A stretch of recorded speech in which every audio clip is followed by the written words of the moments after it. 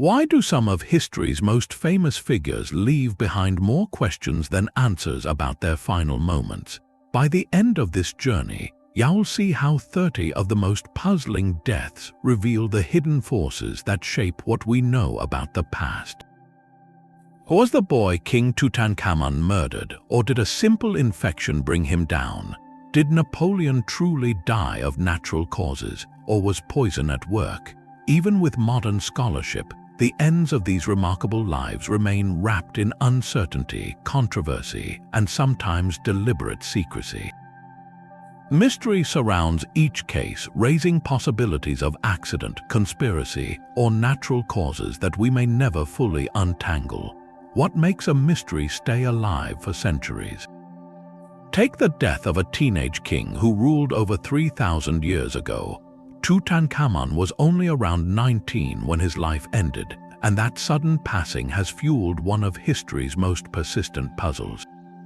For decades, the initial theory seized the public imagination, a blow to the back of his skull, perhaps from a fall or even foul play. Early CT scans of his mummy seemed to show a fracture, and many concluded he had been murdered. But as technology improved and researchers took a closer look, the story shifted. Later scans revealed that the damage to his skull likely happened after death, perhaps during the embalming process or later handling. Instead, the evidence pointed to a severe leg infection, possibly from a broken thigh bone combined with malaria. The young king may have been weakened by these health challenges and simply could not recover. Yet the question remains open: was it an accident, a disease, or something more deliberate? The political context of his reign adds another layer of uncertainty. He became pharaoh as a child, with powerful advisors like Ai and Hormheb guiding decisions. If Tutankhamun's death was sudden, it would have created a power vacuum, and the person who succeeded him, Ai, had much to gain. But no clear evidence supports a conspiracy. The conflicting interpretations of the damage to his mummy, the gaps in the historical record, and the fragmentary nature of what we know all combine to keep this mystery alive. In many ways, Tutankhamun's case set the tone for countless others. It showed that even with modern science, certainty can remain out of reach, and when clues are scarce, speculation fills the space, making the past feel both close and impossibly distant. When Alexander the Great collapsed in Babylon, he was just 32 years old. In just over a decade, he had carved an empire from Greece to India, and his death remains one of the most debated whodunits in ancient history. The accounts that survive describe a sudden fever, intense pain, and a gradual loss of speech over about 10 days. Some ancient writers claimed that he was poisoned by his generals, pointing to suspicious symptoms like a burning sensation in his stomach and a slow, agonizing decline that did not follow the usual pattern of a simple illness. Others insisted he died of natural causes, perhaps malaria or typhoid fever, both of which were common in the marshy region of Babylon. Without a contemporary autopsy, the evidence is entirely circumstantial and filtered through historians who lived decades or centuries later. In recent years, a new theory has emerged that Alexander may have suffered from Guillain-Barré syndrome, a neurological condition that can cause paralysis and mimic poisoning. This proposal suggests that he may have been conscious but unable to move or speak during his final days, which would explain the ancient reports of his stillness and silence. Yet no physical remains survive to test the idea, and the mystery deepens when we consider the political stakes. His death triggered a fierce struggle among his generals, the Diadochi, who divided the empire and fought for control for decades. If poison was involved, the motive was clear: eliminate the king before he could name a successor, but the evidence remains too thin for certainty. In the end, Alexander's passing is a reminder that some secrets guarded by time and silence may never be unlocked. Centuries later, another sudden passing reshaped history with dozens of witnesses present. On the Ides of March in 44 BC, Julius Caesar was surrounded by Roman senators who pulled knives from their togas and struck him down in the theater of Pompey. The event itself is one of the most documented assassinations in antiquity, yet it contains a deep and unsettling puzzle. Why did Caesar, a seasoned general and master of survival, offer almost no resistance? He had been warned repeatedly. A seer named Spurina told him to beware the Ides of March. His wife Calpurnia dreamed of his statue streaming with blood. On the day itself, he received a written warning that he never opened. But even more puzzling than ignoring the warnings is his physical response. According to ancient accounts, he did not try to flee or fight back. He simply covered his face with his toga and fell. Historians and medical experts have long wondered if something beyond shock or surprise left him helpless. One prominent theory suggests that Caesar may have been experiencing the effects of epilepsy. Ancient sources report that he suffered from what they called the falling sickness, and several episodes of dizziness and seizures were described during his military campaigns. If he was in the midst of a seizure or recovering from one when the attack began, he would have been unable to defend himself. Another possibility is a transient ischemic attack, often called a mini-stroke, which could have caused temporary paralysis or confusion. The stress of the political situation, combined with his age of 55, may have made him vulnerable. Without a modern autopsy, we cannot know for certain. The exact number of stab wounds also remains a mystery. Ancient authors disagree widely. Some say 23, others report 35, and one account claims only a few. The fatal blow is equally uncertain. The common story points to Marcus Junius Brutus, but several senators struck him at once, and the chaos of the attack makes it impossible to identify one decisive strike. Even the conspiracy size is debated. Some sources name 60 or more senators involved, others suggest a smaller core group. The question lingers, were there others who knew but stayed silent? The assassins themselves left different accounts, and later Roman historians shaped the narrative for political purposes. What we know is that Caesar's final moments, despite being so public, are wrapped in layers of conflicting testimony. The faint outline of a secret remains, a secret that may have died with the man himself, and that uncertainty only deepens the mystery of how one life can change the course of an empire. In the summer of 1918, a family of 7 vanished into history. The Romanovs, the imperial rulers of Russia, were executed by revolutionaries in a basement in Yekaterinburg. But what happened next turned their deaths into a puzzle that would span generations. For decades, the fate of Tsar Nicholas II, his wife Alexandra, and their 5 children was shrouded in rumor and official secrecy. The Soviet government offered conflicting stories. At first, they claimed the family had been moved to safety. Later, they admitted an execution had taken place but refused to reveal where the remains had been taken. The world was left to wonder, were the bodies destroyed, hidden, or did some members of the family survive? The mystery deepened when rumors spread that one of the Grand Duchesses, most often Anastasia, had escaped the firing squad. A young woman named Anna Anderson appeared in Berlin in the 1920s claiming to be Anastasia. She convinced many, including some surviving relatives and friends of the imperial family, but others dismissed her as an imposter. For nearly 60 years, her claim fueled legal battles, books, and films, leaving the true story buried under layers of speculation. Without physical evidence, no one could say for sure. Then, in 1979, a local amateur historian discovered a hidden grave in a forest near Yekaterinburg, but due to political tensions, the find was kept secret until 1991.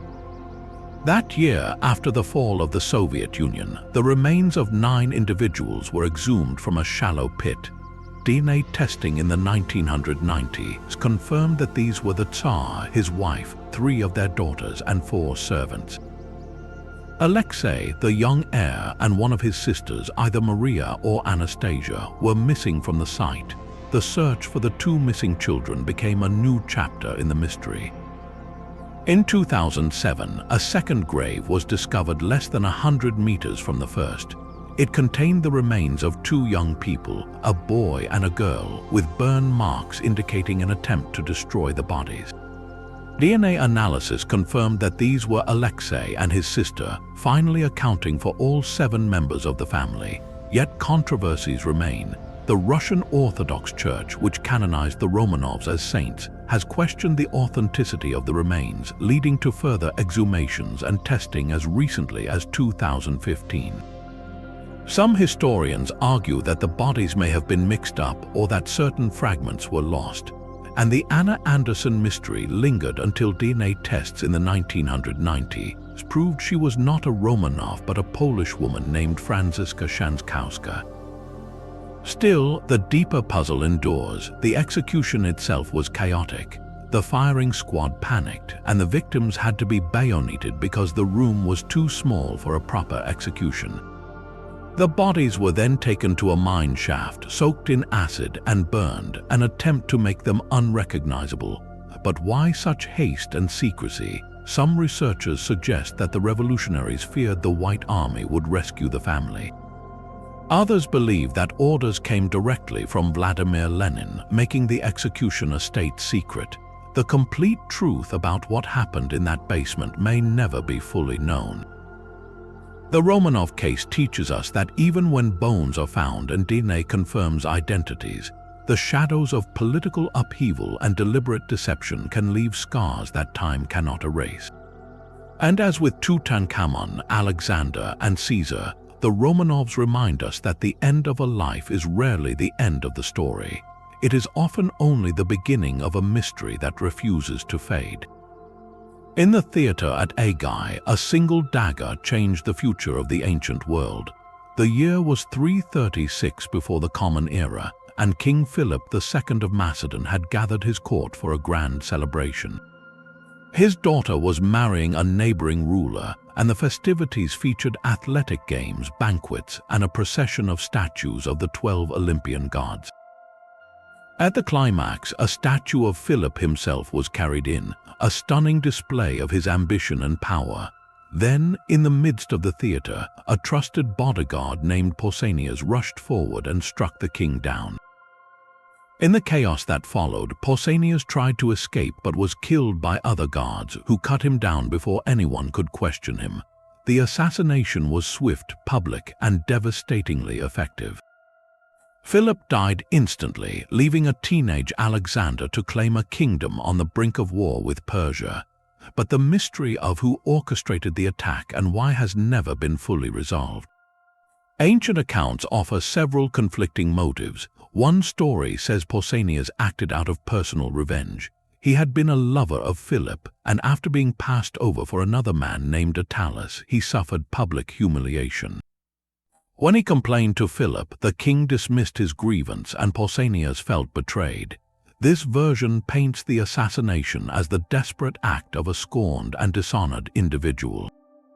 Another account, however, points to a far more sinister conspiracy. Some ancient writers suggest that Olympias, Philip's wife and Alexander's mother, may have encouraged or even ordered the killing. She resented Philip's numerous marriages and his growing distance from her and Alexander. By removing Philip, she could ensure her son's path to the throne. The rumor is supported by the fact that Olympias later honored Pausanias with a burial and placed a golden crown on his tomb, an unusual gesture for a regicide. Still another theory implicates Alexander himself. He was present at the theater, and many historians note that he benefited more than anyone else from his father's death. He immediately seized power, eliminated rivals, and launched the invasion of Persia that Philip had been planning. Could a son have been involved in his own father's murder? The ancient sources are deeply divided, and no contemporary records survive to settle the question. What makes this case especially puzzling is the lack of a clear chain of evidence. The bodyguard Pausanias was killed immediately, silencing the only direct witness to the motive. The political situation was intensely unstable. Philip had just unified Greece under Macedonian hegemony and was preparing for a massive campaign against the Persian Empire. Several Greek city-states, including Athens and Thebes, had reasons to want him dead. But if they were involved, why was the assassin a member of Philip's own inner circle? The conflicting accounts from later historians, such as Diodorus Siculus and Plutarch, only add to the confusion. Each writer shaped the story according to his own sources and biases, and over time, the truth became layered with speculation. Some modern researchers suggest that Pausanias may have been manipulated by multiple parties, each with separate motives, leading to an assassination that served many agendas at once. The death of Philip II altered the course of history in ways no one could have predicted. Alexander, barely 20 years old, inherited not only the throne but also Philip's grand ambition. Within a few years, he would conquer the largest empire the world had yet seen, spreading Greek culture across Asia and laying the foundations of the Hellenistic age. Had Philip lived, he might have led the invasion himself, but his approach may have been more cautious and methodical. The theatrical assassination in Aigai handed power to a young warrior whose vision was as bold as it was reckless. In that sense, the murder of one man opened the door to a legend, while leaving behind a mystery that still haunts the pages of history. Who really gave the order? Was it a personal grievance, a family feud, or a political plot so tangled we may never untie its threads? The ancient theater of Aigai holds its secrets tightly, and the echo of that single dagger stroke continues to resonate across the centuries. In the summer of 30 before the Common Era, a queen faced her final moments, and the story of how she met them has been told for 2,000 years. According to the most famous account, Cleopatra VII of Egypt allowed a venomous snake, an asp, to bite her arm, choosing a swift and quiet death over capture by her Roman enemy Octavian. The image of the serpent and the fallen queen has become one of history's most enduring scenes, painted by artists and retold by poets. But how much of it is true, and how much is a story shaped by the winners of an ancient war? When we examine the evidence, the familiar narrative begins to crack.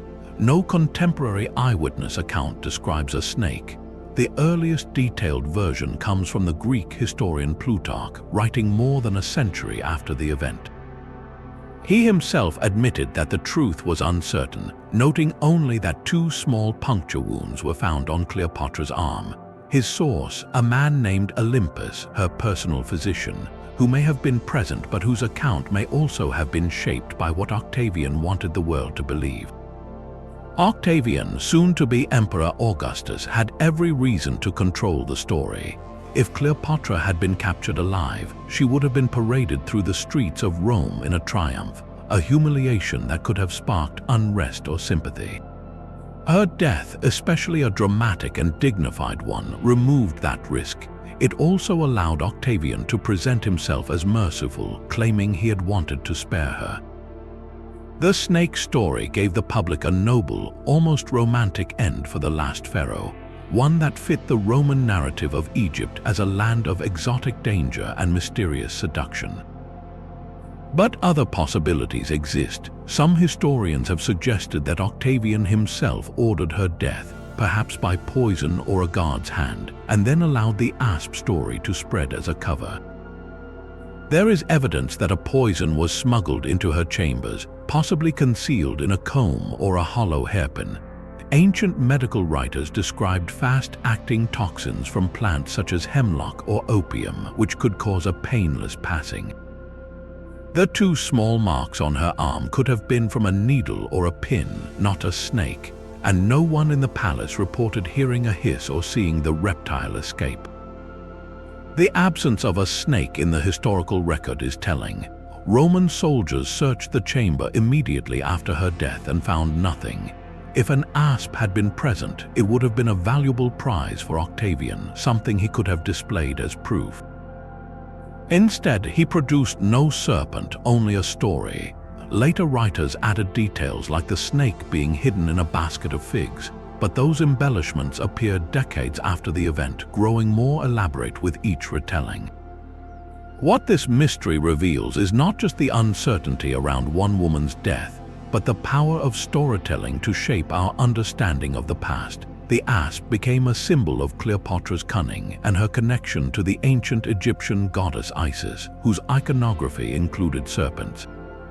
For Octavian, it served as a perfect propaganda device. The enemy queen took her own life rather than face justice, so Rome was blameless. For later generations, the story offered a dramatic closing scene to the epic of Antony and Cleopatra. But the truth, perhaps, is less tidy. She may have been murdered, she may have used a poison known only to her inner circle, or she may have chosen a method so simple that no trace remained. Centuries later, we are left with fragments of accounts written by those who had their own agendas, and the real Cleopatra remains just out of reach. Her death, like her life, was a performance, but we may never know who wrote the final act. And that same uncertainty, born from power struggles and political convenience, will reappear when we examine the end of another leader whose fall reshaped an empire. The young woman who had led armies and crowned a king faced a fate that should have been sealed in flames. On May 30th, 1431, Joan of Arc was led to a public square in Rouen, bound to a wooden pillar and surrounded by bundles of dry wood. According to the official record, she was burned alive before a crowd of thousands, but almost immediately whispers began to circulate that challenged this version of events. Within weeks, rumors spread through France that Joan had not died at all, that a different woman had been executed in her place. The idea seemed impossible, yet it refused to fade. Contradictions in the trial documents themselves fuel the uncertainty. The official transcript claims that Joan was exposed to the crowd twice, once before the fire and once after, when her body was supposedly reduced to ashes. But some witnesses later reported seeing her face clearly through the smoke, and they insisted the person at the stake did not resemble the Maid of Orleans. These sightings did not stop after the execution. In the years that followed, multiple people claimed to have encountered Joan alive. She was reportedly seen in the town of Metz in 1436, 5 years after the supposed burning. A woman calling herself Jeanne des Armoises appeared and was recognized by Joan's own brothers, who confirmed her identity. This woman even attended a banquet in Orleans and was celebrated as the returned heroine. The mystery deepens when we examine the political context. The English had every reason to want Joan dead as a symbol of French resistance, but they also had reasons to keep her alive. A living Joan hidden away would be less dangerous than a martyr whose legend could inspire revolt. Some historians have suggested that the execution was staged, that a condemned prisoner or a look-alike was substituted at the last moment. The French, too, might have participated in a cover-up. If Joan had survived, her continued existence could have undermined the coronation of King Charles VII, who owed his throne partly to her divine mission. A living Joan would have complicated the narrative of heavenly intervention. The trial records themselves are riddled with irregularities. The court was packed with biased clergy loyal to the English. The proceedings violated church law in multiple ways. No physical evidence of her remains was ever preserved, and the ashes were reportedly thrown into the Seine River, making any verification impossible. Later, in 1456, a posthumous retrial overturned her conviction, declaring her innocent. But that process did not revisit the question of whether the person executed was actually Joan. Instead, it focused on correcting the legal errors of the original trial. The enduring mystery leaves us with fragments of possibility. Did she escape to live quietly under a different name?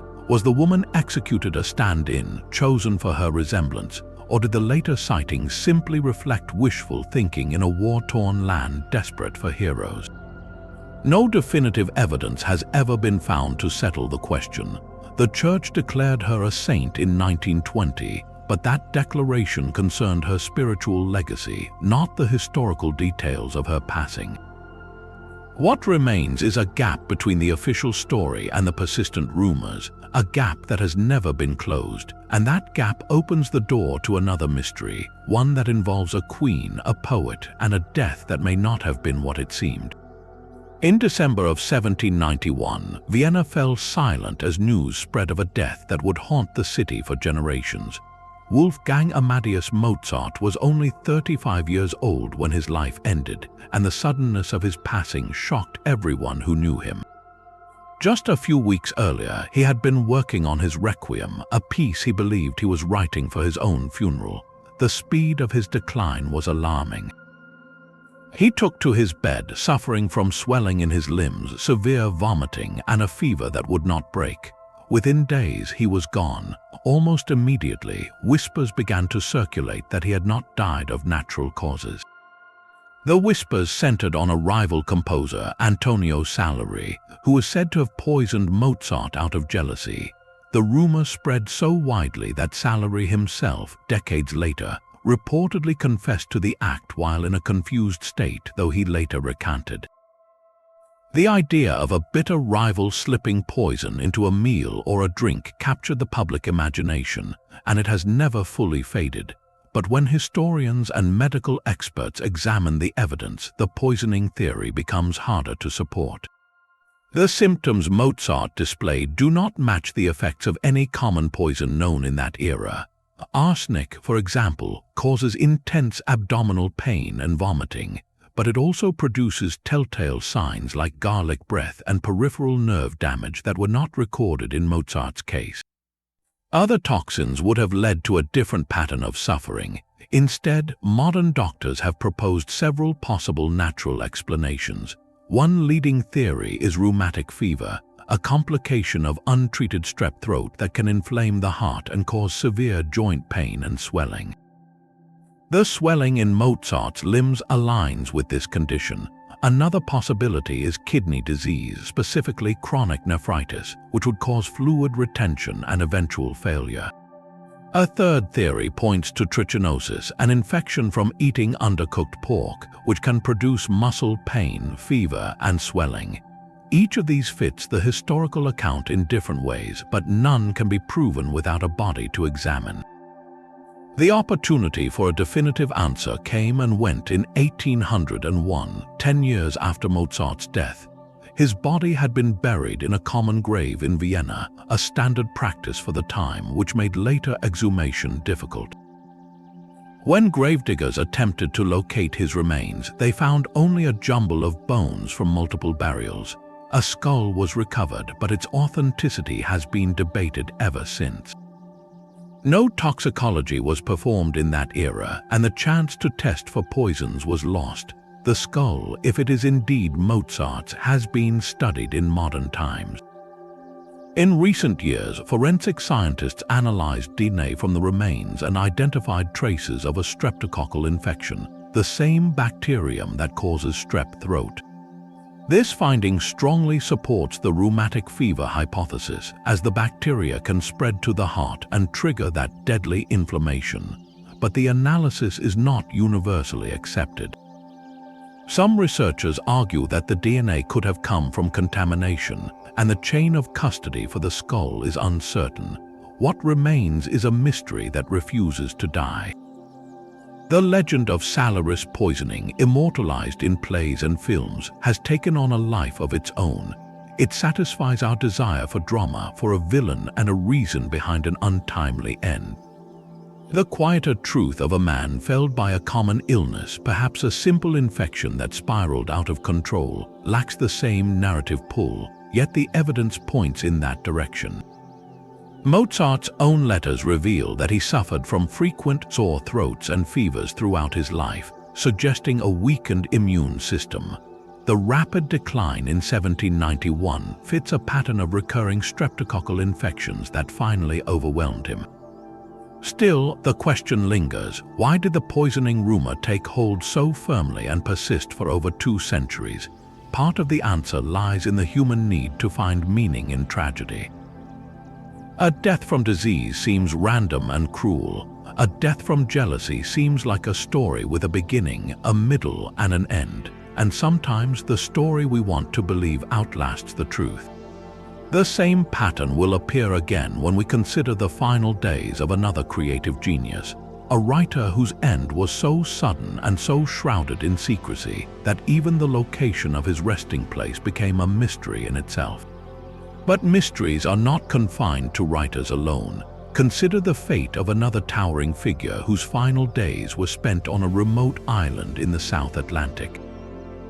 Napoleon Bonaparte, once the Emperor of France and master of Europe, died in exile on St. Helena in May of 1821. The official cause was recorded as stomach cancer, a disease that had also claimed his father. But almost from the moment he took his last breath, whispers of foul play began to circulate. The whispers have never stopped, and the evidence, tested and retested, has only deepened the uncertainty. The setting itself invites suspicion. St. Helena was a windswept volcanic outcrop, thousands of miles from any continent. Napoleon lived under constant guard in a damp, dilapidated house called Longwood. His British captors controlled every aspect of his existence, from his food to his correspondence. Many of his followers believed the British were slowly killing him through neglect or deliberate poisoning. The suspicion hardened when a lock of his hair, taken shortly after his death, was later found to contain high levels of arsenic. Arsenic, a heavy metal, can cause vomiting, abdominal pain, and eventually organ failure. It was also a common ingredient in the green wallpaper of the era, which could release toxic fumes when damp. Some researchers have argued that Napoleon simply absorbed arsenic from his environment, slowly poisoning himself without anyone's intent. Others point to the fact that his captors had both motive and opportunity. Eliminating him through natural causes would avoid the scandal of a public execution.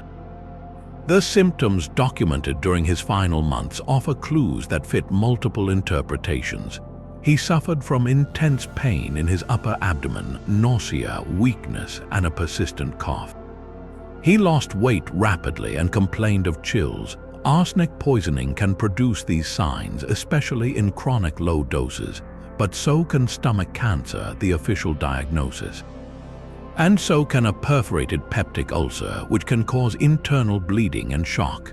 Some modern medical experts have proposed a hormonal disorder called Zollinger-Ellison syndrome, which triggers excessive stomach acid and leads to severe ulcers. Without an autopsy that examined the internal organs, no single diagnosis can be confirmed. The autopsy itself was conducted by British doctors in the presence of French witnesses, and the reports were contradictory. One doctor claimed the stomach was riddled with cancerous growths. Another described a massive ulcer. A third noted that the liver appeared enlarged. The conflicting accounts have fueled speculation that the findings were manipulated to support a cover-up. In the 1960s and 70s, several scientific teams analyzed hairs claimed to be from Napoleon. They found arsenic levels dozens of times higher than normal, but the results were not uniform. Some samples showed only slightly elevated levels, while others spiked dramatically. The variation raised questions about whether the arsenic came from a single source, like wallpaper, or from repeated small doses over time. A more recent study in the early 2000s attempted to map the arsenic concentration along the length of a single hair, which can reveal when poison was administered. The pattern did not match a consistent environmental exposure. Instead, it showed sharp spikes in the months leading up to his death, spikes that could correspond to deliberate poisoning. But critics pointed out that the hair might not have been authentically Napoleon's. Preservation methods and handling over nearly 2 centuries could have introduced contamination. And arsenic was widely used in medicines and cosmetics during the early 1800s, so even a person who never consumed it deliberately could have absorbed it through everyday products. The political dimension makes this mystery especially resistant to resolution. The British government had placed Napoleon on St. Helena precisely to prevent him from escaping and rallying France again. His death, whether from illness or poison, removed that threat permanently. The French, on the other hand, had an interest in portraying the British as cruel captors who allowed their hero to suffer. Both sides had reasons to shape the story. That is why the debate has persisted for 2 centuries, not just among historians but in popular culture. Books, documentaries, and even films have presented the poisoning theory as fact, often pointing to a conspirator named Napoleon, one of Napoleon's own companions, who may have been bribed by the British to administer arsenic over many months. The theory is gripping, but it relies on circumstantial evidence and a willingness to believe the worst of powerful nations. What may never be resolved is the question of intent. Napoleon himself, in his final words, said France's army head of the army. He did not accuse his captors. He expected his son to be named Napoleon II. But his son died young and the empire faded. The mystery of the emperor's passing remains as potent as his legacy. And like so many historical deaths, the more we investigate, the more we realize that certainty is a luxury the past rarely gives us. A single gunshot in a crowded theater changed the course of American history, but the mystery surrounding that night runs far deeper than the bullet itself. On the evening of April 14, 1865, John Wilkes Booth stepped into the presidential box at Ford's Theater and fired a single shot into the back of Abraham Lincoln's head. The president died the next morning, leaving a nation in mourning and a web of unanswered questions that has never fully unraveled. Booth was not alone. He was part of a larger conspiracy that included at least 8 known co-conspirators, and their plan was far more ambitious than killing one man. On the same night, they had assigned teams to assassinate Vice President Andrew Johnson and Secretary of State William Seward. Seward was attacked in his home and severely wounded but survived. Johnson's would-be assassin lost his nerve and fled. These simultaneous attacks suggest a coordinated effort, not a lone fanatic acting on impulse. But the full scope of the plot remains murky, and the investigation that followed raised as many questions as it answered. Why, for instance, was Lincoln's security so remarkably lax that night? The president's sole bodyguard, a Washington police officer named John Parker, had left his post to watch the play from another seat. He was never disciplined.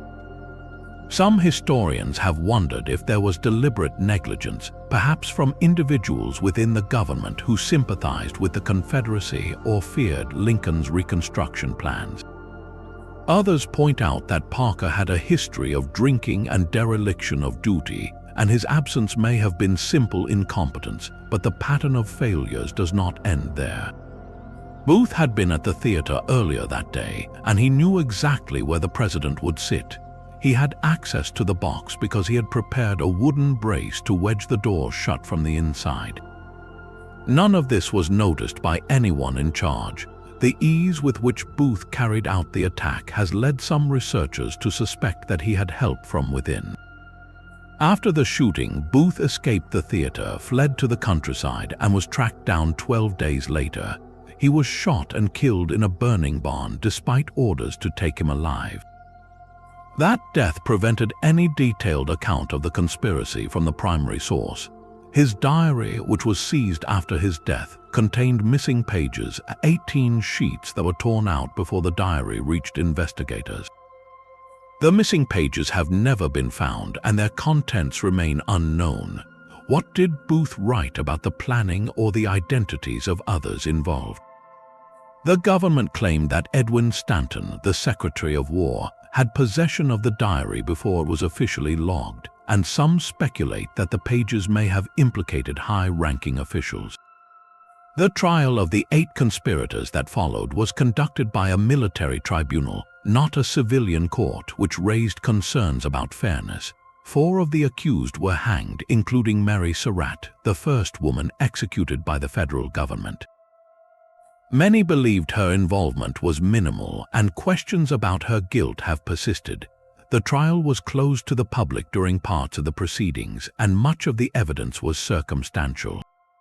The verdicts may have been influenced by a desire for swift justice and to send a message of unity in a fractured nation. Even today, the possibility that Booth acted as part of a larger network with ties to Confederate leadership remains open. Some records suggest that Jefferson Davis, the President of the Confederacy, was aware of covert operations aimed at capturing or harming Lincoln, but direct evidence linking the assassination plot to Richmond has never been proven. What we are left with is a puzzle missing key pieces: the diary pages, the testimony of Booth himself, and the true chain of command behind the attack. Lincoln's death reshaped the course of Reconstruction and deeply affected the nation's healing process. The mysteries that surround it, from the lax security to the missing pages, show how even the most documented events can conceal hidden layers. And as we continue to examine such moments, we discover that the question of who was really responsible often leads to further questions, not answers. A few days before his own death, a writer who mastered the macabre vanished into a nightmare that mirrored his own fiction. Edgar Allan Poe was last seen clearly on September 27, 1849, when he left Richmond, Virginia, heading north on business. He never arrived at his destination. Instead, a week later, he was found on the streets of Baltimore, disoriented and wearing clothes that did not belong to him. He was taken to a hospital where he drifted in and out of consciousness for 4 days, muttering phrases that made no sense to those around him. He called out a name repeatedly, a name that appears in no known record. Then, on October 7th, he slipped away. The cause of his passing was never recorded on any official document. The hospital physician later wrote that he had died of congestion of the brain, a vague term that meant little even in that era. No death certificate survives, and the attending doctor destroyed his own notes shortly afterward, claiming they were too personal. This absence of paperwork has left historians and medical experts to piece together a puzzle from fragments. One leading theory points to the effects of heavy drinking. Poe had struggled with alcohol for years, and even a single glass could trigger a severe reaction that left him confused and vulnerable. A binge in Baltimore could have led to delirium and organ failure, but those who knew Poe well insisted he had been sober for months before his disappearance, and they found it hard to believe he would have chosen to drink at a crucial moment. Another theory suggests a medical condition. Rabies, a viral infection that attacks the nervous system, produces symptoms that match some of the accounts: confusion, agitation, and an inability to drink water. Poe was reportedly found in a state of high fever and extreme thirst, yet he refused water. The disease, however, would have progressed faster in most cases, and no one recalls him being bitten by an animal. Still, the possibility lingers. A third idea comes from a practice known as cooping, a form of electoral fraud common in 19th century Baltimore. Gangs would kidnap men off the streets, force them to vote multiple times at different polling stations, often drugging them or beating them into compliance. Poe was found on election day wearing cheap, worn clothing that did not belong to him, and he appeared to have been beaten. Cooping would explain the disorientation, the change of clothes, and the strange behavior. It would also explain why he was found in a city where he had no immediate plans to be, but direct evidence for this theory is as thin as the others. No witnesses came forward, no police report was filed, and the polling records of that day have long since been lost. A fourth possibility is that Poe was suffering from a brain tumor. He had complained of severe headaches and unusual sensitivity to light in the months before his collapse. A growing tumor could have caused seizures, changes in personality, and eventual loss of consciousness. An autopsy might have revealed such a condition, but no autopsy was performed. The body was buried quickly, and when his remains were later moved to a more prominent grave, the coffin was opened.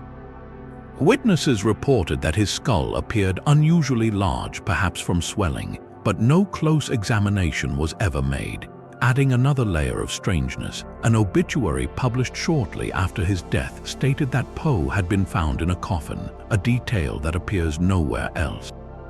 The phrase was likely a dramatic flourish by the newspaper editor. but it has fueled speculation that Poe may have been buried alive or that his body was mishandled before discovery. There is also the mysterious figure who summoned Poe before his collapse. In the days leading up to his disappearance, a man named a number of times in letters, but no one knows who he was. Poe told friends he was meeting someone important in Philadelphia, but when he reached the city, the person was not there. He then went to Baltimore, where the same unknown figure may have lured him into a trap.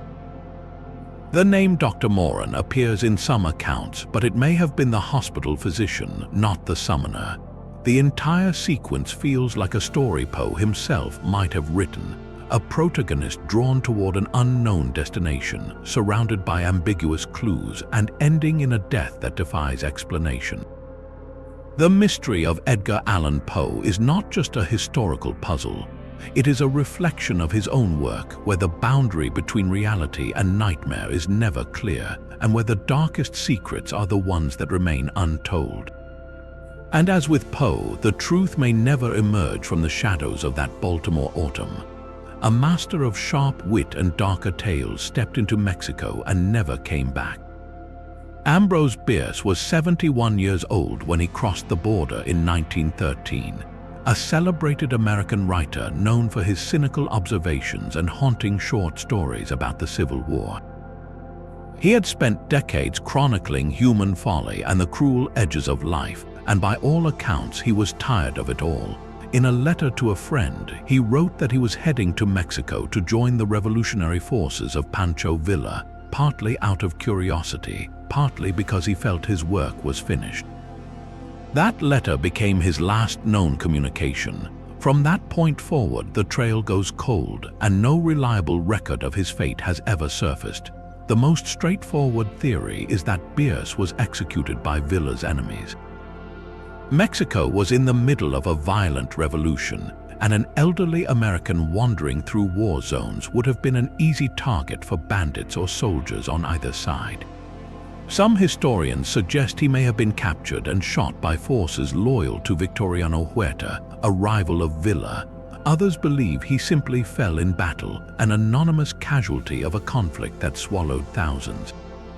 But no body was ever identified as his, and no report of such an execution was ever linked directly to him.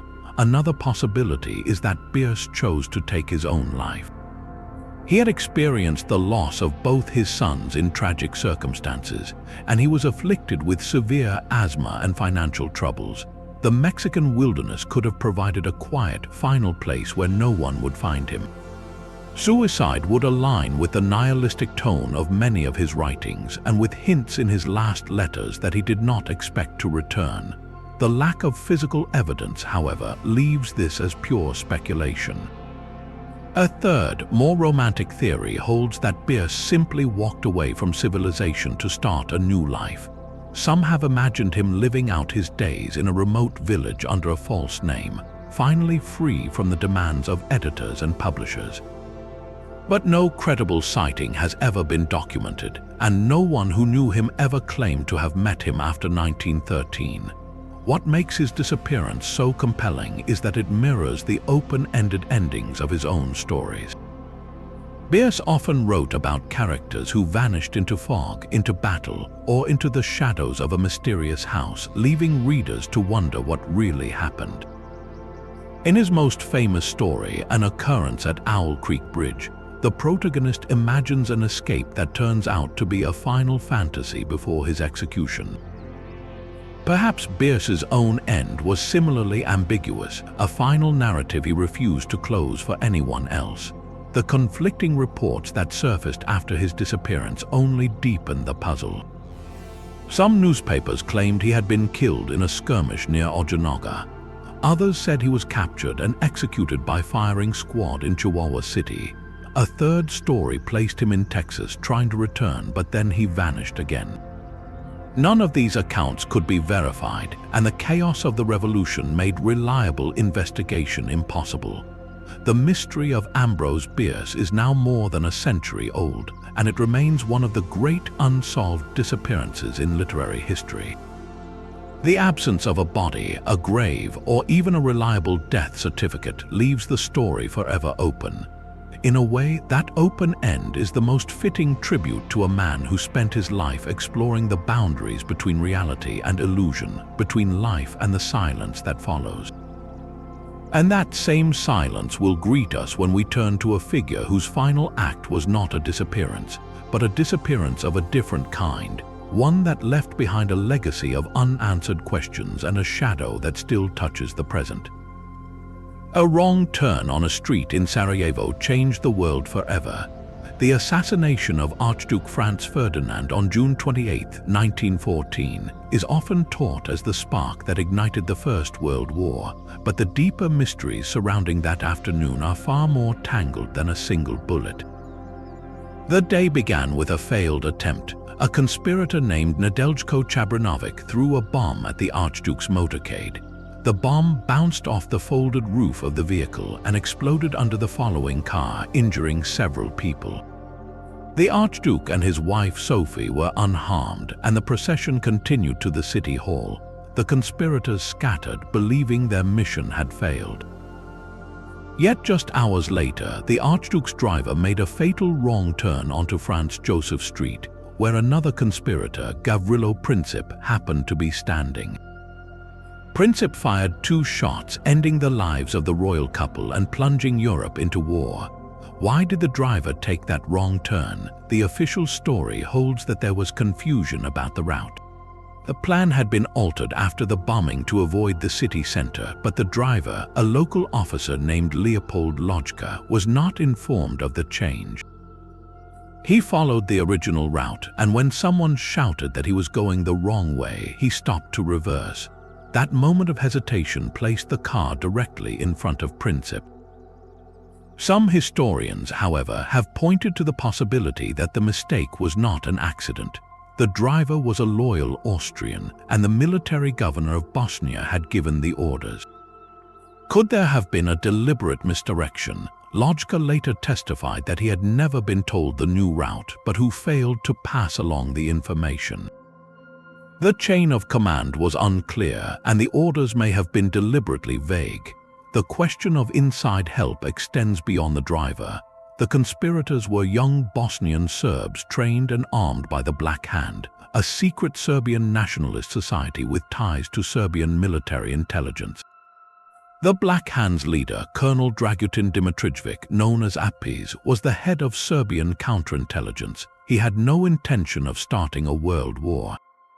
His goal was to provoke a local uprising in Bosnia, not to trigger a conflict between great powers, but the conspirators were given grenades, pistols, and training, and they were smuggled across the border with the help of Serbian officials. The question that lingers is, did higher authorities in Serbia know of the plot? The Serbian government, led by Prime Minister Nikola Pasic, may have been aware of the conspiracy but feared the Black Hand's influence. Some evidence suggests that Pasic tried to warn the Austrians indirectly through a diplomatic note that was deliberately vague, hoping the assassination would be prevented without implicating Serbia. The note was either ignored or misunderstood. The failure of that warning raises the possibility that others, perhaps within Austria, also wanted the Archduke dead. Franz Ferdinand was not universally popular in Vienna. He was the heir to the throne, but his plans for federalizing the empire and his marriage to Sophie, a mere countess, made him enemies among the conservative elite.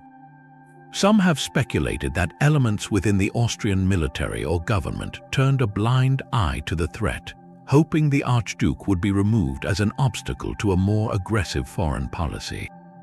This would explain the lapses in security. On the morning of the assassination, the royal couple traveled through the streets with minimal protection. Police officers were stationed at key points, but the crowds were dense and the conspirators moved freely. After the failed bomb attack, the security response was surprisingly lax. The motorcade continued, and no immediate sweep of the area was conducted. Princip and his companions simply lingered on the streets, waiting for another opportunity.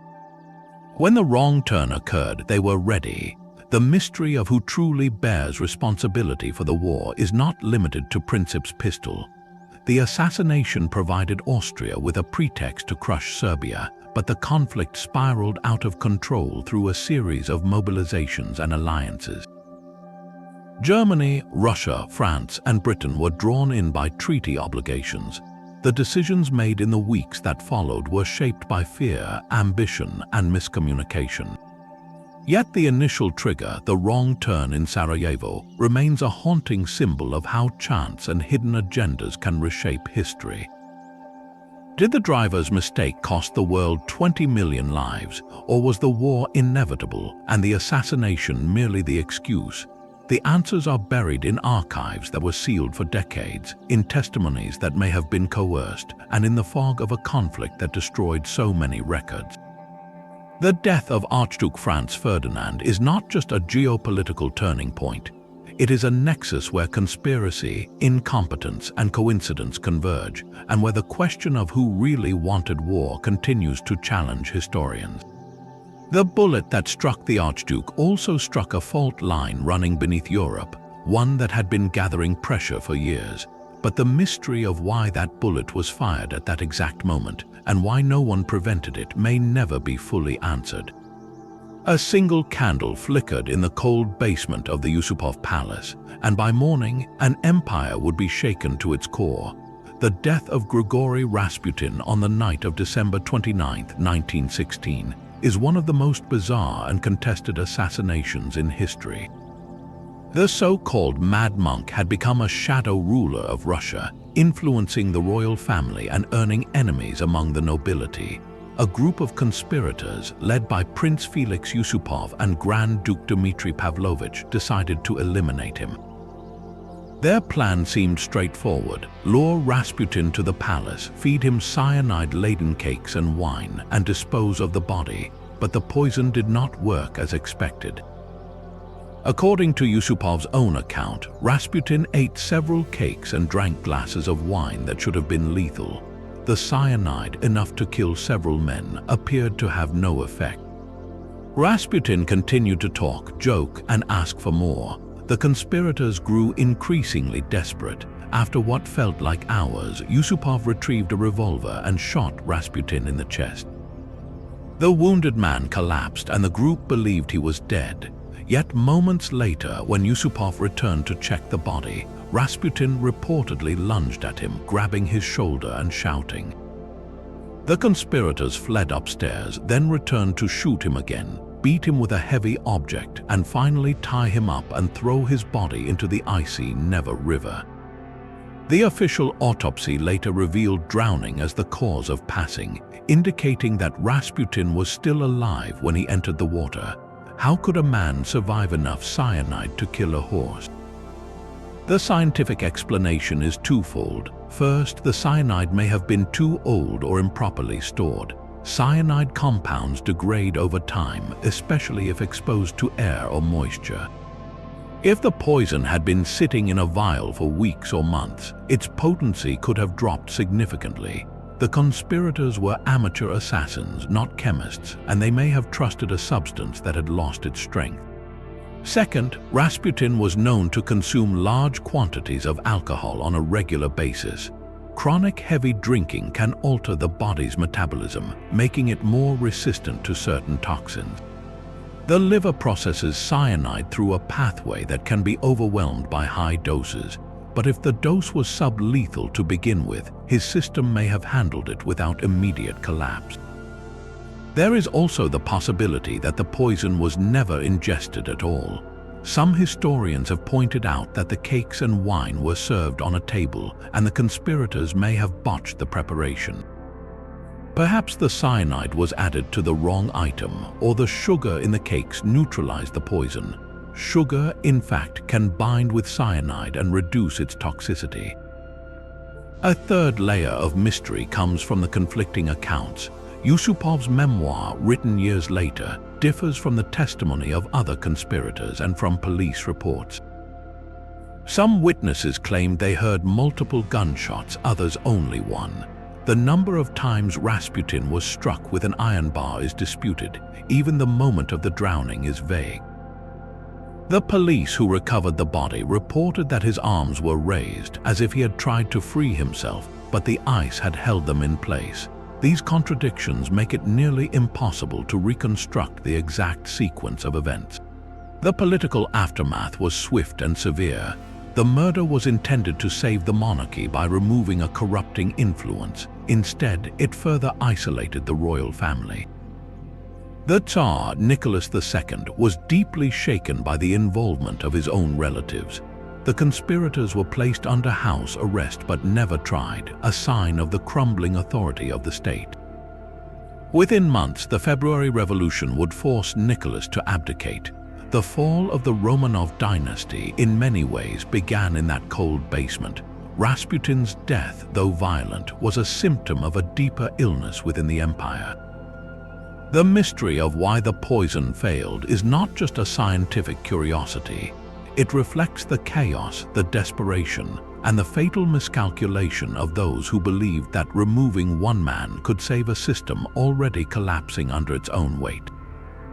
The cyanide that did not work became a symbol of how thoroughly the conspirators underestimated both their target and the forces they were trying to control. And when the last shots were fired and the river closed over Rasputin's body, the dynasty he had haunted was already walking toward its own end. The fate of Tutankhamun's queen remains one of Egypt's most haunting gaps. After the young king passed, his widow Ankhesenamun vanished from the historical record so completely that even her final resting place is unknown. She was the daughter of Nefertiti and Akhenaten, raised in a court of religious revolution, married to her half-brother at a very young age, and then left alone when he died before turning 20. What happened to her next is pieced together from a single desperate message found in the diplomatic archives of a foreign king. That letter, written on clay tablets, was discovered in the ruins of Hattusa, the capital of the Hittite Empire. In it, a queen of Egypt, whose name scholars identify as Ankhesenamun, pleaded with the Hittite ruler Suppiluliuma I. She wrote that her husband had died and that she had no sons. She was afraid, she said, of being forced to marry a servant. She asked the Hittite king to send one of his own sons to become her husband and the new pharaoh.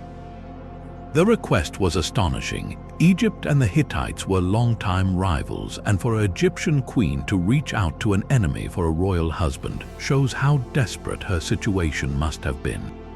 The Hittite king was suspicious, but eventually he sent his son Zananza. The prince never reached Egypt. He was ambushed and killed along the border, almost certainly by Egyptian factions who wanted to prevent a foreigner from taking the throne. The queen herself then disappears from every known source. No tomb has ever been found that bears her name. No mummy has been linked to her. The most likely scenario is that she was forced into a marriage with Ai, a powerful advisor who became the next pharaoh, and then quietly eliminated once her usefulness was over. Some researchers believe she may have been allowed to live but was placed under strict observation. Her name erased from monuments as later rulers tried to consolidate their own legitimacy. The lack of physical evidence leaves the story suspended in uncertainty. What makes her case especially significant is how it reveals the vulnerability of royal women in ancient Egypt. They held immense symbolic power as the link to divine kingship, but they were also political pawns whose lives could be discarded the moment they no longer served a purpose. Ankhesenamun had watched her father Akhenaten die, her mother Nefertiti fade, her husband Tutankhamun fall, and then she had to beg a foreign king for protection from her own court. That letter is the only direct voice we have from her, and it is a voice filled with fear. After the murder of the Hittite prince, she likely had no allies left. The dynasty that had ruled for over a century was crumbling, and she was the last living link to a family that had tried to reshape Egyptian religion. Her disappearance is not just a missing person case from 3,000 years ago. It is a reminder that history is often written by those who held the power to silence others, and that the stories of women, even queens, are among the first to be lost. The search for Ankhesenamun continues, with some archaeologists hoping that her tomb might still lie hidden in the Valley of the Kings, perhaps sealed and forgotten beside the boy king she married. Until then, her fate remains one of the most personal and poignant mysteries of the ancient world, a puzzle that connects directly to the broader pattern of how power treats those who cannot defend themselves. The blade that ended 1,000 years of monarchy fell on a cold January morning in 1793. Louis XVI of France mounted the scaffold in the Place de la Révolution, and in his final moments he tried to speak to the crowd. His words were drowned out by drums and shouts, but several witnesses claimed they heard him clearly. The question of what he actually said has never been settled, and the competing versions reveal far more about the revolution than about the king himself. According to one account, he declared, "I forgive my enemies." He asked God to protect France. He said he hoped his blood would bring happiness to the people. That version painted him as a noble martyr, a Christian king who met his end with grace and forgiveness. It was the story that royalists and later monarchists would cling to for generations. But another account, recorded by a revolutionary official who stood at the base of the scaffold, claimed the king said something very different. He reportedly called out, "People, I die innocent. I forgive my enemies, but you will one day regret this." The addition of that final threat changes the entire tone. It turns forgiveness into a warning. Which version is true? The answer depends on who was writing and why. The official revolutionary newspapers published no words at all, only the fact of his death. The clerical writers who supported the monarchy had every reason to emphasize forgiveness and piety. The radical journalists who wanted to celebrate the fall of tyranny had no interest in giving the king a dignified final line. The most reliable source may be the diary of a man named Clary, the king's valet, who was with him until the morning of his execution. Clary wrote that the king had prepared a speech and intended to deliver it. But no one else present confirmed that he actually spoke those prepared words. What remains is a gap filled by political need. The mystery does not end with his words. After the blade fell, the crowd surged forward. Some dipped their handkerchiefs in the blood. Others tore pieces of his clothing as souvenirs. The body was placed in a simple coffin and taken to the Madeleine Cemetery, where it was covered with quicklime to speed decomposition. But rumors quickly spread that his remains had been moved secretly, perhaps to prevent a royalist shrine from forming. Some said the body was dug up and reburied in an unknown location. Others claimed that his heart had been removed and preserved by a faithful servant. The chaos of the revolution made such stories impossible to verify. For over 20 years, no one knew for certain where the king lay. It was not until 1815, after the restoration of the monarchy, that a search was ordered. Diggers found the remains of a coffin that matched the description, along with fragments of clothing and a recognizable jawbone. The bones were exhumed and transferred to the royal crypt at St. Denis. But even then, doubts lingered. Some historians have questioned whether the identification was accurate, given the haste and the political pressure to produce a royal burial. The mystery of Louis XVI's final words and final resting place reflects the revolutionary desire to control the narrative. The death of a king was not just a physical event. It was a symbolic act that had to be shaped, explained, and enshrined. Every detail, from the speech he may or may not have given to the location of his bones, became a weapon in the battle over how France would remember its past. The truth, buried under layers of propaganda and counter-propaganda, may never emerge with certainty. A single cup of poison became the most famous death in Western philosophy. In the year 399 before the Common Era, the Athenian philosopher Socrates was sentenced to die for corrupting the youth and introducing new gods. His friends gathered around him in his prison cell. He drank the hemlock, walked around until his legs grew heavy, then lay down. According to Plato's account, the numbness crept upward from his feet toward his heart, and as it reached his chest, he grew still. His final words were a calm instruction to sacrifice a rooster to the god of healing. The scene has been idealized for over 2,000 years as the perfect death of a principled thinker. But modern science has raised unsettling questions about whether it could have happened that way. Toxicologists who have studied the effects of hemlock, the plant poison used in ancient Athens, report that it does not produce the slow, gentle, painless passing that Plato described. In reality, hemlock causes violent muscle spasms, difficulty breathing, and a painful suffocation as the lungs gradually fail. The victim remains conscious until the very end, fully aware of the struggle for air. The numbness ascending from the feet, while real, is usually accompanied by convulsions and severe cramping. Plato's version smooths over those harsh details, presenting a death that is almost serene. This gap between the scientific reality and the literary account has led historians to propose two possibilities. The first is that Plato deliberately altered the story to serve a philosophical purpose. He wanted to show that a truly virtuous person could face the end without fear, and that the soul, being separate from the body, could remain undisturbed even as the body dissolved. A calm death reinforced his argument for the immortality of the soul, but if he had described the actual physical distress, the scene would have contradicted his message. So he may have chosen to emphasize the tranquility while omitting the suffering. The second possibility is that Socrates was not given pure hemlock at all. The executioners in ancient Athens may have added other ingredients, perhaps opium or another sedative, to produce a more merciful end. There is evidence that Greek physicians experimented with mixtures to ease suffering, and the state may have allowed a blended poison for a condemned man of Socrates' status. No recipe survives, and contemporary accounts are too vague to confirm this theory. Either way, the exact substance that Socrates consumed remains unknown, and the true nature of his final moments is lost to time. The philosophical implications are profound. If Plato shaped the story, then one of the foundational texts of Western thought rests on a narrative that is not exactly true. We are left to wonder how many other philosophical teachings have been shaped by selective storytelling. The death of Socrates is not just a historical event. It is a mirror that reflects our own need to find meaning in loss, to turn suffering into a lesson.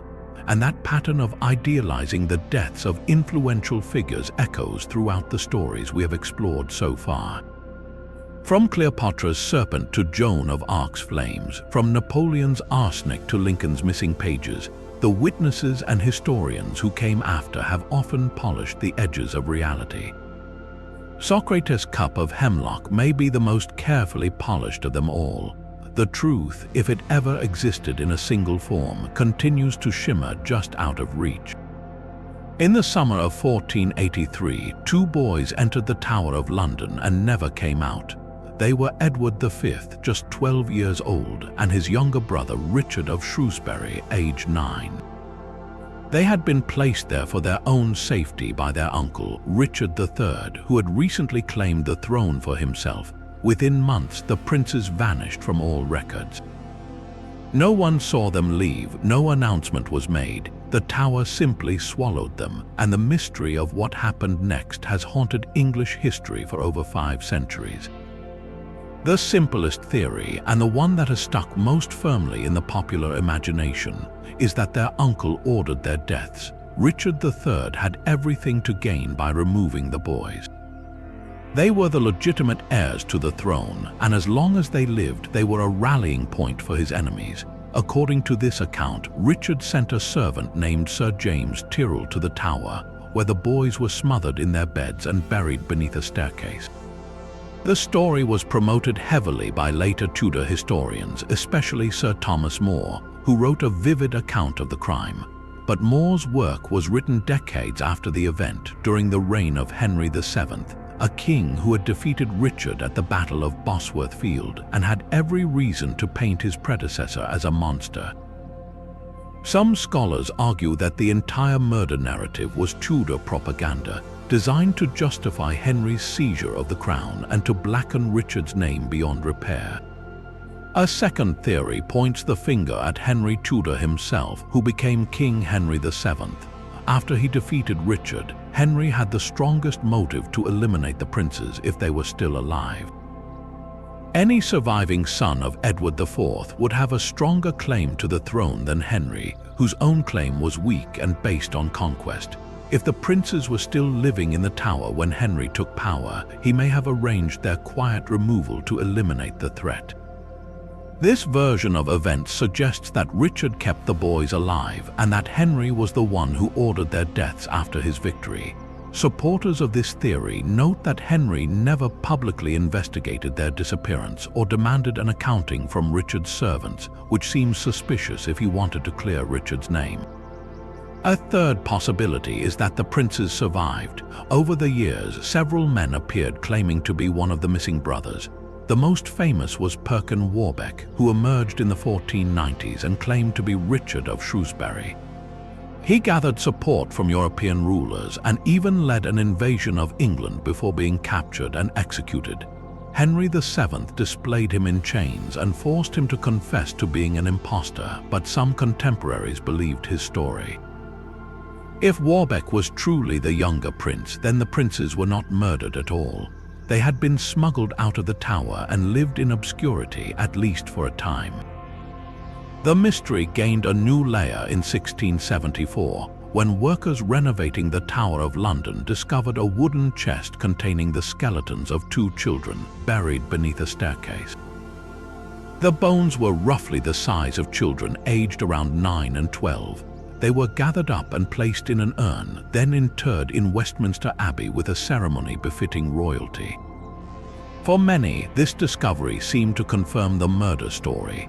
The location matched the account of a secret burial under the stairs, but no contemporary records linked the bones directly to the princes. The workers did not note the exact position of the skeletons, nor were any identifying artifacts found. In 1933, the remains were briefly exhumed and examined by a team of experts. They measured the bones and concluded that they were consistent with the ages of the princes. The teeth, the bone development, and the general size all matched. One of the skeletons showed signs of damage to the jaw, which some suggested could have come from suffocation, but the examination was limited. The experts were not allowed to perform DNA tests or to conduct a full autopsy. They worked from photographs and measurements, and they openly admitted that their conclusion was not definitive.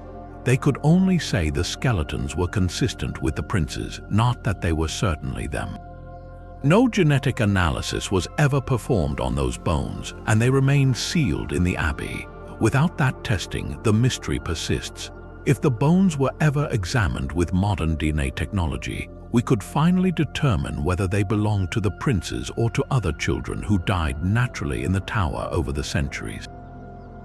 But the royal family has consistently refused requests for exhumation, citing respect for the dead and the sanctity of the burial site. The debate over the prince's fate is not just a historical puzzle. It is deeply tied to how we understand the Wars of the Roses and the transition from Plantagenet to Tudor rule. If Richard III was a child murderer, then the Tudor dynasty was a rightful restoration of order. If he was innocent, then the Tudors built their legitimacy on a lie. The mystery fuels a passionate rivalry between those who defend Richard's reputation, the Ricardians, and those who accept the traditional account. Both sides have produced books, societies, and even archaeological research. The discovery of Richard's skeleton under a car park in Leicester in 2012 did not settle the question of what happened to his nephews. It only added more layers to a story that refuses to close. The 2 princes remain in their urn, silent witnesses to a mystery that no amount of digging has yet solved.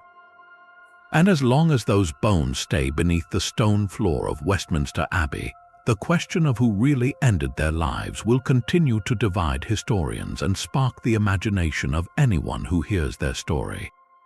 A frayed tavern record from 1603 tells of a dispute over a bill, but the wound that killed Christopher Marlowe was no ordinary quarrel. The playwright was only 29 years old when he died in a room above a Deptford lodging house, stabbed through the eye by a man named Ingram Fraser. According to the official inquest, the two men had been arguing about who would pay for the evening's food and drink. Marlowe, it was said, grabbed Fraser's dagger and struck him, and in the struggle, the blade was turned back into Marlowe's face. The story seems straightforward, yet nearly every detail crumbles under scrutiny. The witnesses that day included 3 men with connections to the secret services of Queen Elizabeth I. Fraser himself served a powerful courtier named Thomas Walsingham, who was cousin to Sir Francis Walsingham, the spymaster. Marlowe, too, had been employed as an intelligence agent during his travels abroad, gathering information on Catholic exiles. In an age of religious tension and political paranoia, a playwright who wrote about forbidden subjects and moved among spies was a dangerous man. The official account of a drunken brawl over a bill seems almost too convenient, as if it were designed to cover up something darker. One alternative theory holds that Marlowe was assassinated on orders from the Privy Council because of his radical religious views. He had been accused of atheism and blasphemy, and some of his plays challenged traditional authority. The authorities may have decided that silencing him permanently was safer than risking a public trial that would draw attention to forbidden ideas. Another theory points to his espionage work. He knew too much about the inner workings of the state, and his usefulness had ended. A quiet removal in a private room would have been cleaner than a trial. Perhaps the most intriguing possibility is that Marlowe did not die at all. The body buried in an unmarked grave in Deptford may have been someone else, and Marlowe might have been smuggled away to continue writing in secret. Supporters of this theory point to the sudden appearance of William Shakespeare, whose earliest works emerged just after Marlowe's supposed death. The style of some of Shakespeare's plays echoes Marlowe's voice, and a few scholars have argued that the two men were the same person or that Marlowe acted as a ghostwriter. The lack of a death certificate, the missing burial record, and the contradictory witness statements all leave the door open for speculation. The inquest itself was hastily conducted, and the original document vanished for centuries. When it resurfaced, the ink was smudged and the handwriting hard to decipher. Even the exact location of his grave is unknown, as if the authorities wanted to erase all trace of him. The mystery of Christopher Marlowe endures because it touches on everything we love about the Elizabethan era: danger, intrigue, genius, and the blurred line between art and politics. His death, whether accident, execution, or escape, remains a mirror in which we see our own fascination with secrets that refuse to stay buried. And that same fascination will draw us deeper into the final days of another creative spirit whose light was extinguished far too soon. The December night in 1799 was wet and cold, and the former president had been out riding in the snow.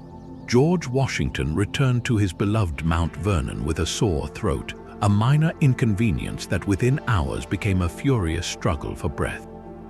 The infection swelled his throat until he could barely swallow water, and the men who gathered around his bedside were the finest physicians the young nation could offer.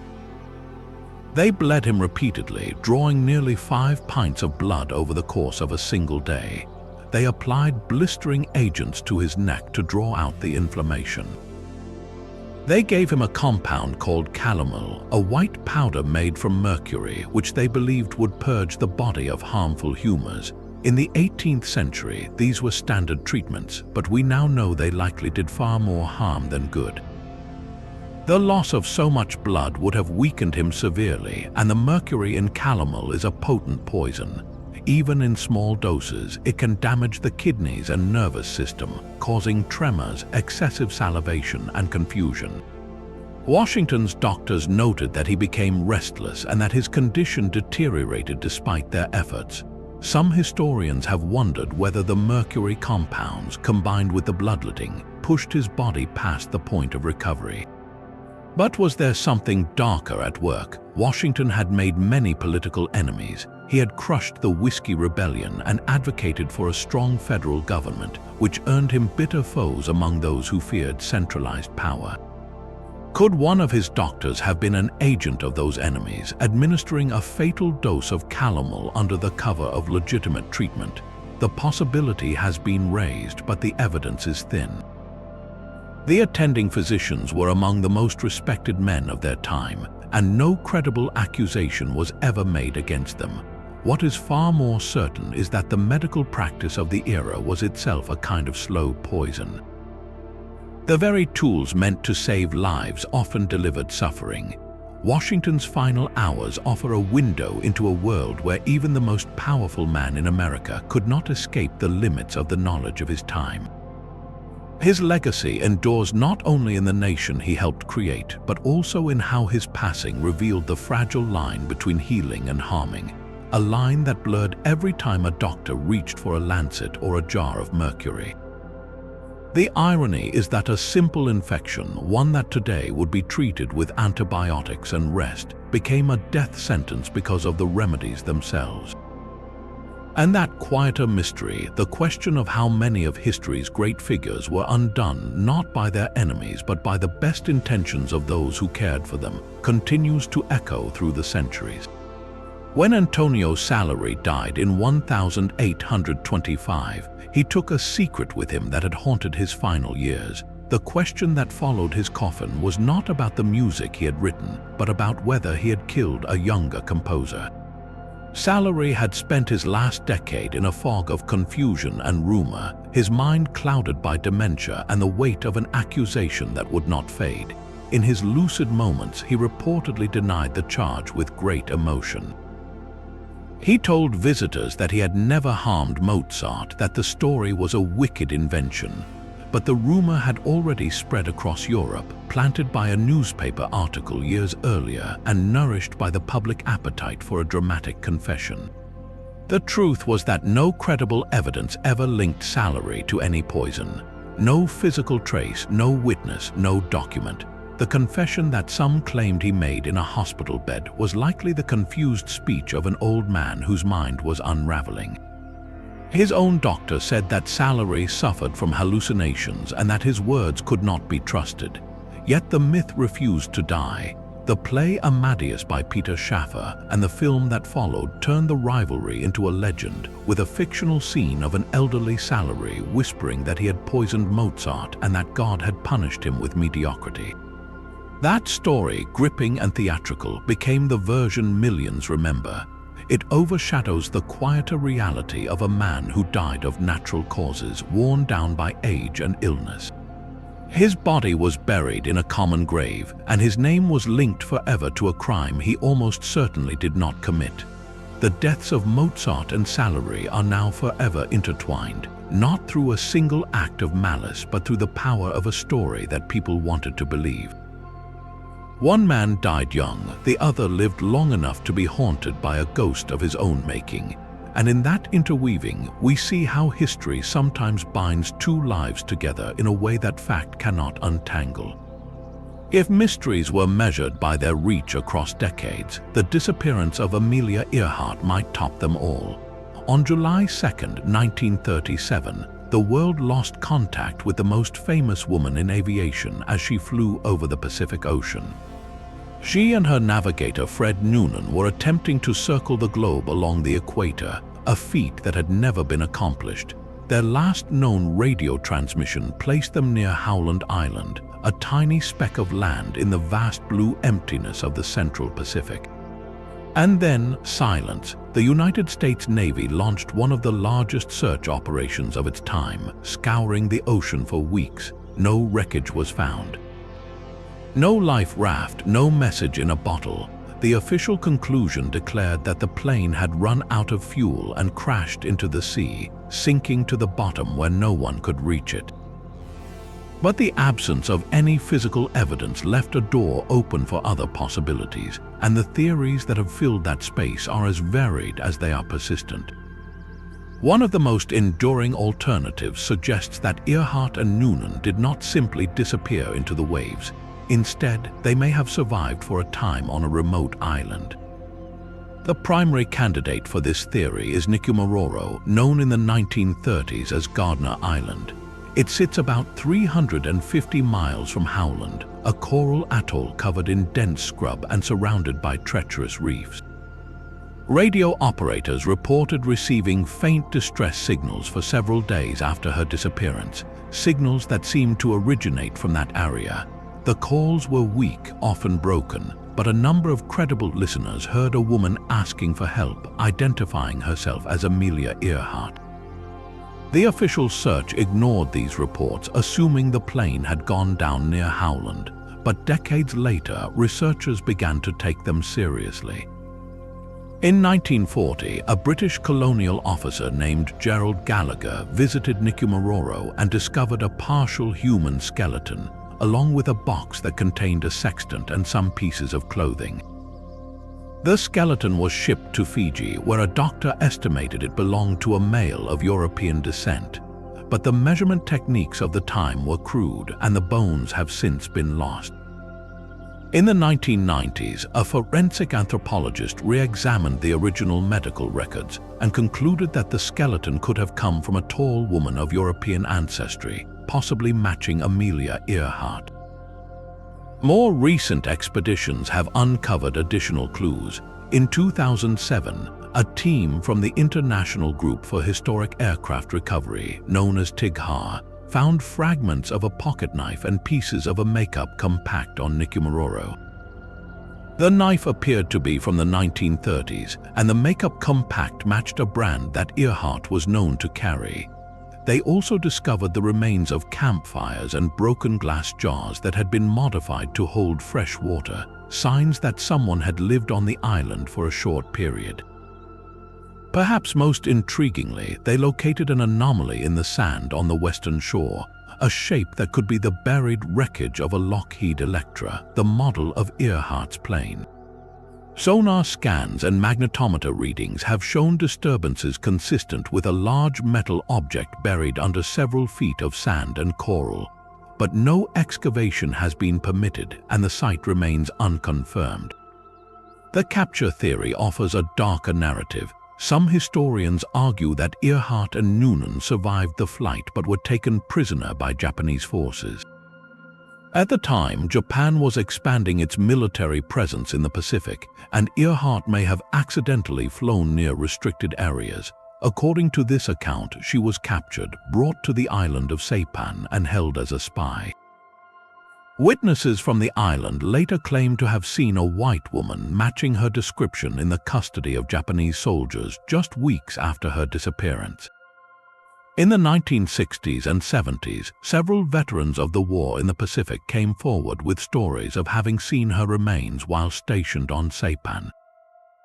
The United States government has repeatedly denied any involvement or knowledge, but the lack of a thorough investigation into these accounts has left the theory alive.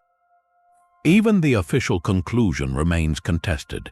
The crash and sink hypothesis is the simplest, requiring no conspiracy, no survival, no hidden imprisonment. But it also raises the question of why no debris was ever found. The Navy searched an area of more than 250,000 square miles, yet not a single piece of the plane ever surfaced. In the open ocean, wreckage would have floated and currents would have carried it to shore somewhere. The absence of any physical trace is itself a mystery. What is certain is that the lack of definite remains keeps the puzzle alive for each new generation. Expeditions continue to visit Nicumaroro, hoping to find the final clue that will solve the case.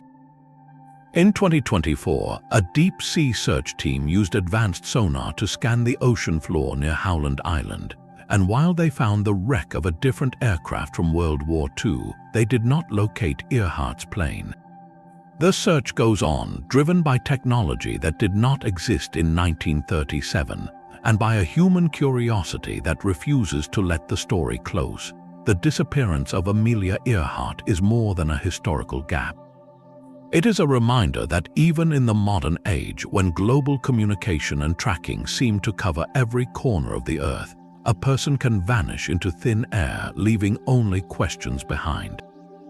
And as long as those questions remain unanswered, the mystery will continue to beckon explorers, historians, and dreamers to look again at the vast, silent Pacific. A single bullet in Dallas changed a nation's trust in its own history. On November 22, 1963, President John F. Kennedy was traveling through Dealey Plaza in an open limousine when the sound of shots echoed off the surrounding buildings. Within hours, the world learned that he had not survived. The official investigation, led by the Warren Commission, concluded that a lone gunman named Lee Harvey Oswald had fired 3 shots from a 6th-floor window of the Texas Schoolbook Depository. One of those bullets, according to the commission, struck both the president and Governor John Connally, who was sitting in front of him. That claim became known as the single bullet theory, and it has been at the heart of the controversy ever since. To believe the single bullet theory, you must accept that a single projectile traveled downward, entered Kennedy's back, exited his throat, then entered Connally's back, shattered his rib, exited his chest, struck his right wrist, and finally lodged in his left thigh. The trajectory required a precise alignment of wounds and body positions that many experts have called physically impossible. In 1760, a half-century before this event, the bullet was said to be pristine, nearly undamaged, which seemed baffling given the damage it had supposedly caused. Critics pointed out that the bullet, labeled Commission Exhibit 399, looked as if it had been fired into a ball of cotton, not through 2 human bodies and a suit jacket. Yet the Warren Commission insisted it had found the path. The mystery deepened with the question of a second shooter. Witnesses in Dealey Plaza reported hearing shots from a different direction, specifically from a grassy knoll directly in front of the motorcade. Acoustic analysis of a police dictable recording released years later seemed to suggest a 4th shot, implying a second weapon. The recording has been hotly debated, with some experts attributing the sounds to static or radio interference. But the possibility of a second gunman opened the door to countless theories. Who could have been responsible? The mafia had motives. Kennedy's brother, Attorney General Robert Kennedy, had launched an aggressive campaign against organized crime. Mob figures like Carlos Marcello and Santo Trafficante were known to have threatened the president. Could they have orchestrated the assassination through a network of contacts that included low-level criminals and perhaps even Oswald? The CIA also came under suspicion. Kennedy had clashed with the intelligence community after the Bay of Pigs invasion and had reportedly considered dismantling the agency. Some believed that rogue elements within the CIA, angry over his handling of Cuba and his desire to withdraw from Vietnam, had arranged the shooting. And then there was Cuba itself. Fidel Castro, the target of multiple assassination plots sponsored by the American government, had reason to strike back. A conspiracy involving anti-Castro Cubans who felt betrayed by Kennedy after the Bay of Pigs also seemed plausible. Each theory had its own web of alleged conspirators, secret meetings, and missing witnesses. One by one, many of the people who might have held key information died under suspicious circumstances. Between 1963 and 1970, at least 18 witnesses connected to the case passed away, some in violent accidents, others from sudden illness.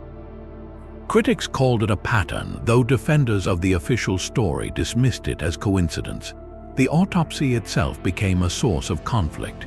The president's body was flown to Bethesda Naval Hospital, where 2 military pathologists conducted the examination.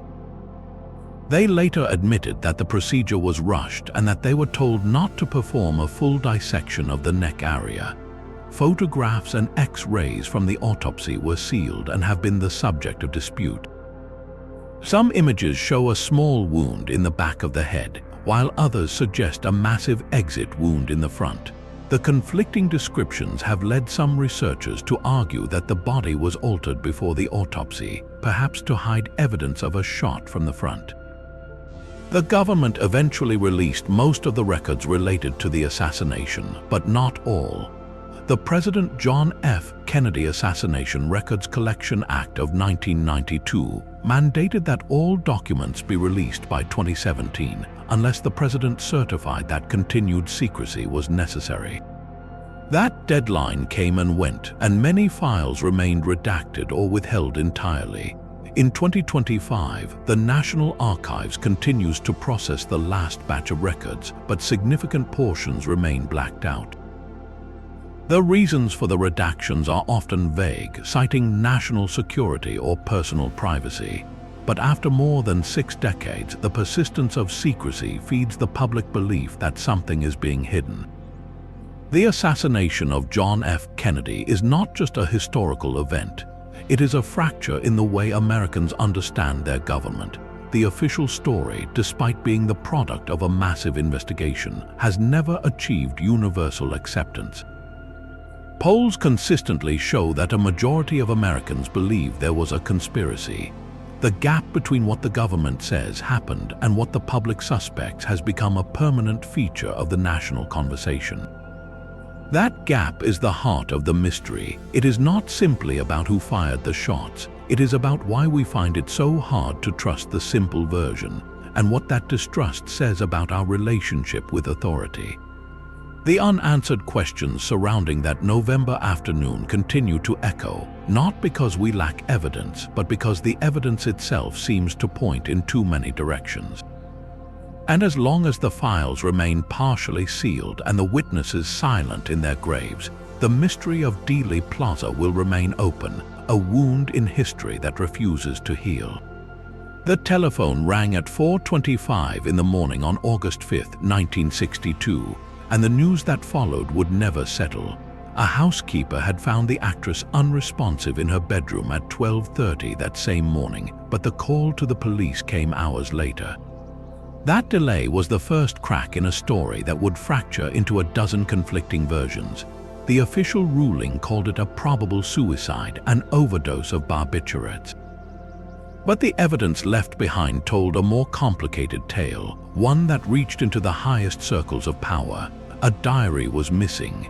The actress had kept a small red leather notebook filled with names, dates, and private conversations.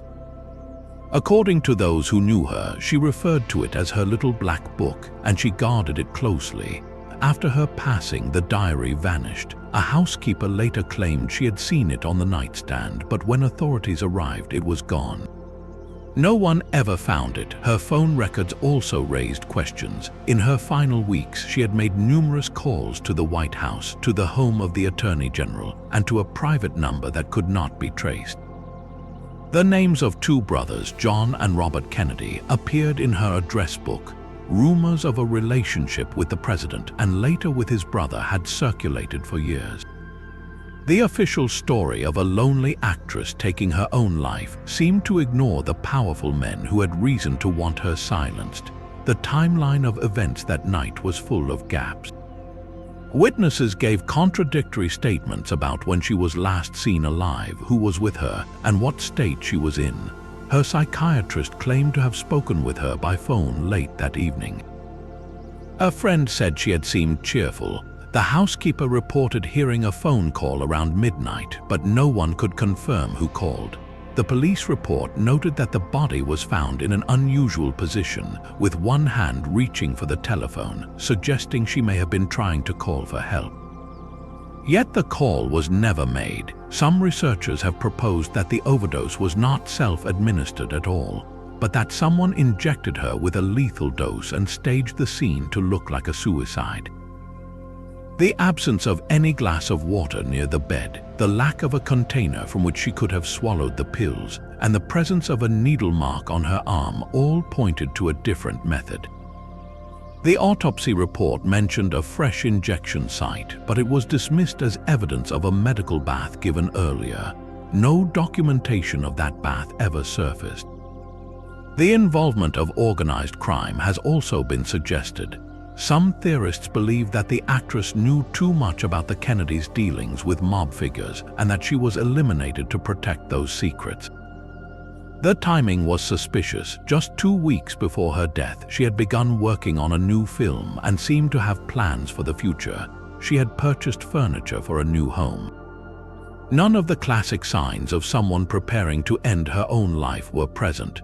The contradictions in witness statements only deepened the confusion. Two separate police officers arrived at the scene at different times and gave different accounts of what they saw. One claimed she was dead when he arrived. The other said she was still warm. The coroner who signed the death certificate later admitted that he had not performed a full toxicology screening and that the report might have been influenced by political pressure. The mystery that surrounds that summer night in Brentwood is not simply about how one woman died. It is about how a story can be shaped by those who have the most to lose. The missing diary, the altered timeline, the powerful men whose names were erased from the official narrative, all of these pieces point to a truth that may never be fully recovered. Unlike the other cases we have explored, the absence of a clear answer has allowed speculation to fill the void, creating a legend that refuses to fade. The actress herself left a final message in the margins of a book she was reading. It read, "I am misunderstood. She was right, and the misunderstanding has only grown in the decades since." When Joseph Stalin collapsed in his dacha on March 1, 1953, the men who ruled the Soviet Union did not call a doctor for nearly 12 hours. The leader of the world's largest empire lay on the floor of his bedroom, unable to speak or move, while his most trusted deputies argued in the next room about what to do. By the time medical help arrived, it was too late. He passed away 4 days later, and the official announcement gave a single cause: a cerebral hemorrhage, a stroke. But the delay, the secrecy, and the political upheaval that followed have kept the truth hidden ever since. The official story is straightforward. Stalin had suffered from high blood pressure and hardening of the arteries for years. A stroke was entirely plausible, especially given his age of 73 and his habit of working late into the night under enormous stress. Yet the behavior of his inner circle tells a different tale. The men who were with him that night included Lavrentiy Beria, the head of the secret police, and Nikita Khrushchev, who would soon become the new leader. Neither seemed eager to summon a physician. Some accounts claim they searched the dacha for documents or personal papers before allowing anyone to see him. Others suggest they feared that Stalin might survive and punish them for their hesitation. The question that has never been answered is whether the stroke was natural or induced. For decades, rumors have circulated that Stalin was poisoned, perhaps with a slow-acting substance added to his food or drink. The most common suspect is Beria, who had the most to gain and the least to lose. He controlled the security services and had access to poisons that could mimic a stroke. Khrushchev also had motive. He later wrote in his memoirs that he was horrified by Stalin's paranoia and cruelty, though he stopped short of confessing to any direct involvement. But the mechanism of a suspected poison remains unclear. Some researchers point to a substance called warfarin, a blood thinner that can cause internal bleeding and stroke-like symptoms. It was used in rat poison and later became a medical drug, but in the early 1950s, its effects were not widely understood. If Stalin was given a dose of warfarin over several days, it could have triggered the hemorrhage that ultimately killed him. No toxicology test was ever performed, or at least none was ever made public. The autopsy that followed was brief and conducted under heavy guard. The report was sealed for decades, and when it finally surfaced, many pages were missing. The attending physicians later gave conflicting statements about what they found. One claimed the brain showed massive bleeding. Another suggested the blood vessels had been unusually fragile. The discrepancies only fueled suspicion. What makes this case so compelling is not just the uncertainty over how Stalin died, but the political earthquake that followed. His passing cleared the path for a new generation of leaders who had lived in terror of his whims. Within months, Beria was arrested and executed by his former allies. Khrushchev rose to power and famously denounced Stalin's crimes in a secret speech in 1956. The entire system of Soviet governance shifted away from the cult of personality toward a more collective, though still repressive, style of rule. The men who had stood by while Stalin lay helpless on the floor were the same men who benefited most from his removal. That coincidence is the heart of the mystery.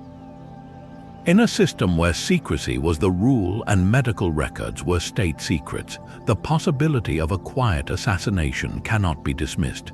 The Soviet Union built its power on control of information, and the details surrounding Stalin's passing were among the most tightly guarded secrets of all. The story of that March night echoes through the Cold War as a reminder that even the most powerful leaders can be undone by those closest to them, and that the truth, when it is buried under layers of political convenience, may never fully surface. On July 20th, 1973, the world lost a legend in a way that has never been fully explained. Bruce Lee, the martial artist who had redefined action cinema and inspired millions, collapsed suddenly in a Hong Kong apartment. He was taken to a nearby hospital where doctors fought to save him, but within hours he was gone. The official cause of death was listed as cerebral edema, a swelling of the brain. The medical team attributed this to an allergic reaction to a painkiller called Exhumations, which he had taken earlier that day for a headache. The explanation seemed straightforward, yet it satisfied almost no one who knew him well. The circumstances surrounding his final hours were riddled with contradictions, and the incomplete autopsy only deepened the uncertainty. The post-mortem examination was brief, and the brain itself was not preserved for further study. That missing step left the door open for questions that have never been properly closed. One alternative theory points back to a training accident from the previous year. In 1972, Lee had been involved in a fight that left him with a back injury. He had undergone surgery, but some researchers believe the injury may have caused a delayed reaction, a slow buildup of fluid or pressure in the brain that finally overwhelmed him. If that was the case, the painkiller may have been merely the trigger, not the cause. Another theory that circulates among fans involves the use of cannabis. Some accounts suggest that Lee had experimented with marijuana, and a few have speculated that the combination of the drug with the painkiller could have produced a fatal interaction. But the toxicology report, though incomplete, showed no evidence of a significant quantity of cannabis in his system. The theory remains speculative at best. A darker possibility points to murder. Lee had risen to fame at a time when the Hong Kong film industry was controlled in part by organized crime figures known as the Triads. He had received threats and had spoken openly about wanting to break free from their influence. Some believe that rivals arranged for his elimination, perhaps through a slow-acting poison that mimicked natural causes. The incomplete autopsy and the lack of a thorough investigation lend weight to this suspicion. His family, including his wife Linda and his daughter Shannon, have never fully accepted the official story. They have pointed out that Lee was in excellent health, that he had passed a medical exam just weeks before, and that the allergic reaction theory seemed convenient rather than conclusive. Over the decades, researchers have pored over the medical records, looking for patterns that might reveal a hidden truth. One recent study suggested that Lee may have suffered from a rare condition called sudden unexpected death in epilepsy, where a seizure can cause the brain to swell without any warning. But no history of seizures was ever documented. The debate among fans and historians is as intense today as it was in the 1970s. Documentaries, books, and online forums continue to argue the evidence, each side pointing to gaps in the official narrative. What makes Bruce Lee's passing such a stubborn mystery is not the lack of information, but the way the information itself seems to conflict. The incomplete investigation, the conflicting witness accounts, and the powerful forces at play in the Hong Kong film industry all combine to create a puzzle that refuses to settle. His legacy, the philosophy of martial arts he called Jeet Kune Do, and the films that redefined action cinema remain undeniable. But the final chapter of his life, the one that explains exactly how a 32-year-old man in peak physical condition could collapse and never wake up, has never been written. And until that chapter is found, the mystery of Bruce Lee will continue to echo through the decades, a reminder that even the brightest stars can fade into questions we cannot answer. The streets of Stockholm were quiet on the evening of February 28, 1986, and a prime minister was walking home without a single bodyguard. Olof Palme had spent the evening at a cinema with his wife, watching a film called The Mozart Brothers. When they stepped out into the cold night, nothing seemed unusual. He was a man who refused the trappings of high office, choosing to live like an ordinary citizen in a city he trusted. That trust would be shattered by a single gunshot fired from close range on the corner of Sveavägen and Tunnelgatan.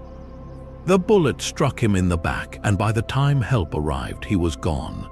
The assassin vanished into the dark streets, leaving behind a nation in shock and a mystery that would haunt Sweden for decades.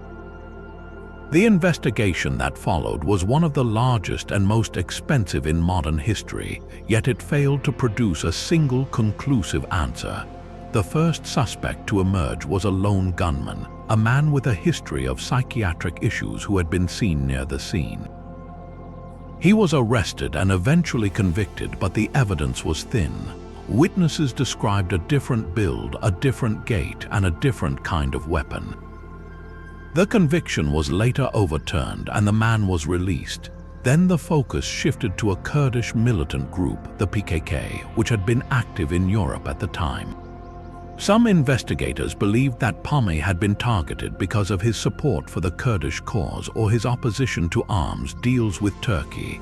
No solid link was ever established and the trail went cold. A third theory pointed toward South Africa. Palme had been a vocal critic of apartheid, and his government had provided support to the African National Congress. Could the apartheid regime have ordered a hit to silence a powerful European voice? The intelligence agencies of several countries reportedly had files pointing in that direction, but again, the evidence never reached the level of proof.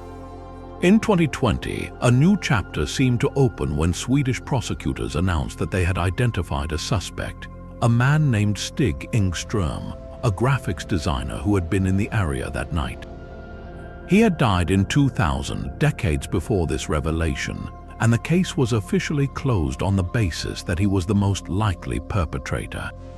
But the announcement was met with skepticism. Engström had been questioned early in the investigation and dismissed as a witness, not a suspect. The evidence against him was circumstantial, and no motive was ever established that satisfied the public or many of the detectives who had worked the case. The failures of the investigation were staggering. The crime scene was not properly secured. Crucial evidence was lost or mishandled. Witnesses were not interviewed thoroughly in the first critical hours. The police followed false leads for years, and the political pressure to solve the case may have led to shortcuts. The lack of a clear resolution has left a deep scar on the Swedish national psyche. A reminder that even in a country known for its stability and transparency, a single act of violence can remain a wound that never heals. The assassination of Olof Palme is not just an unsolved murder.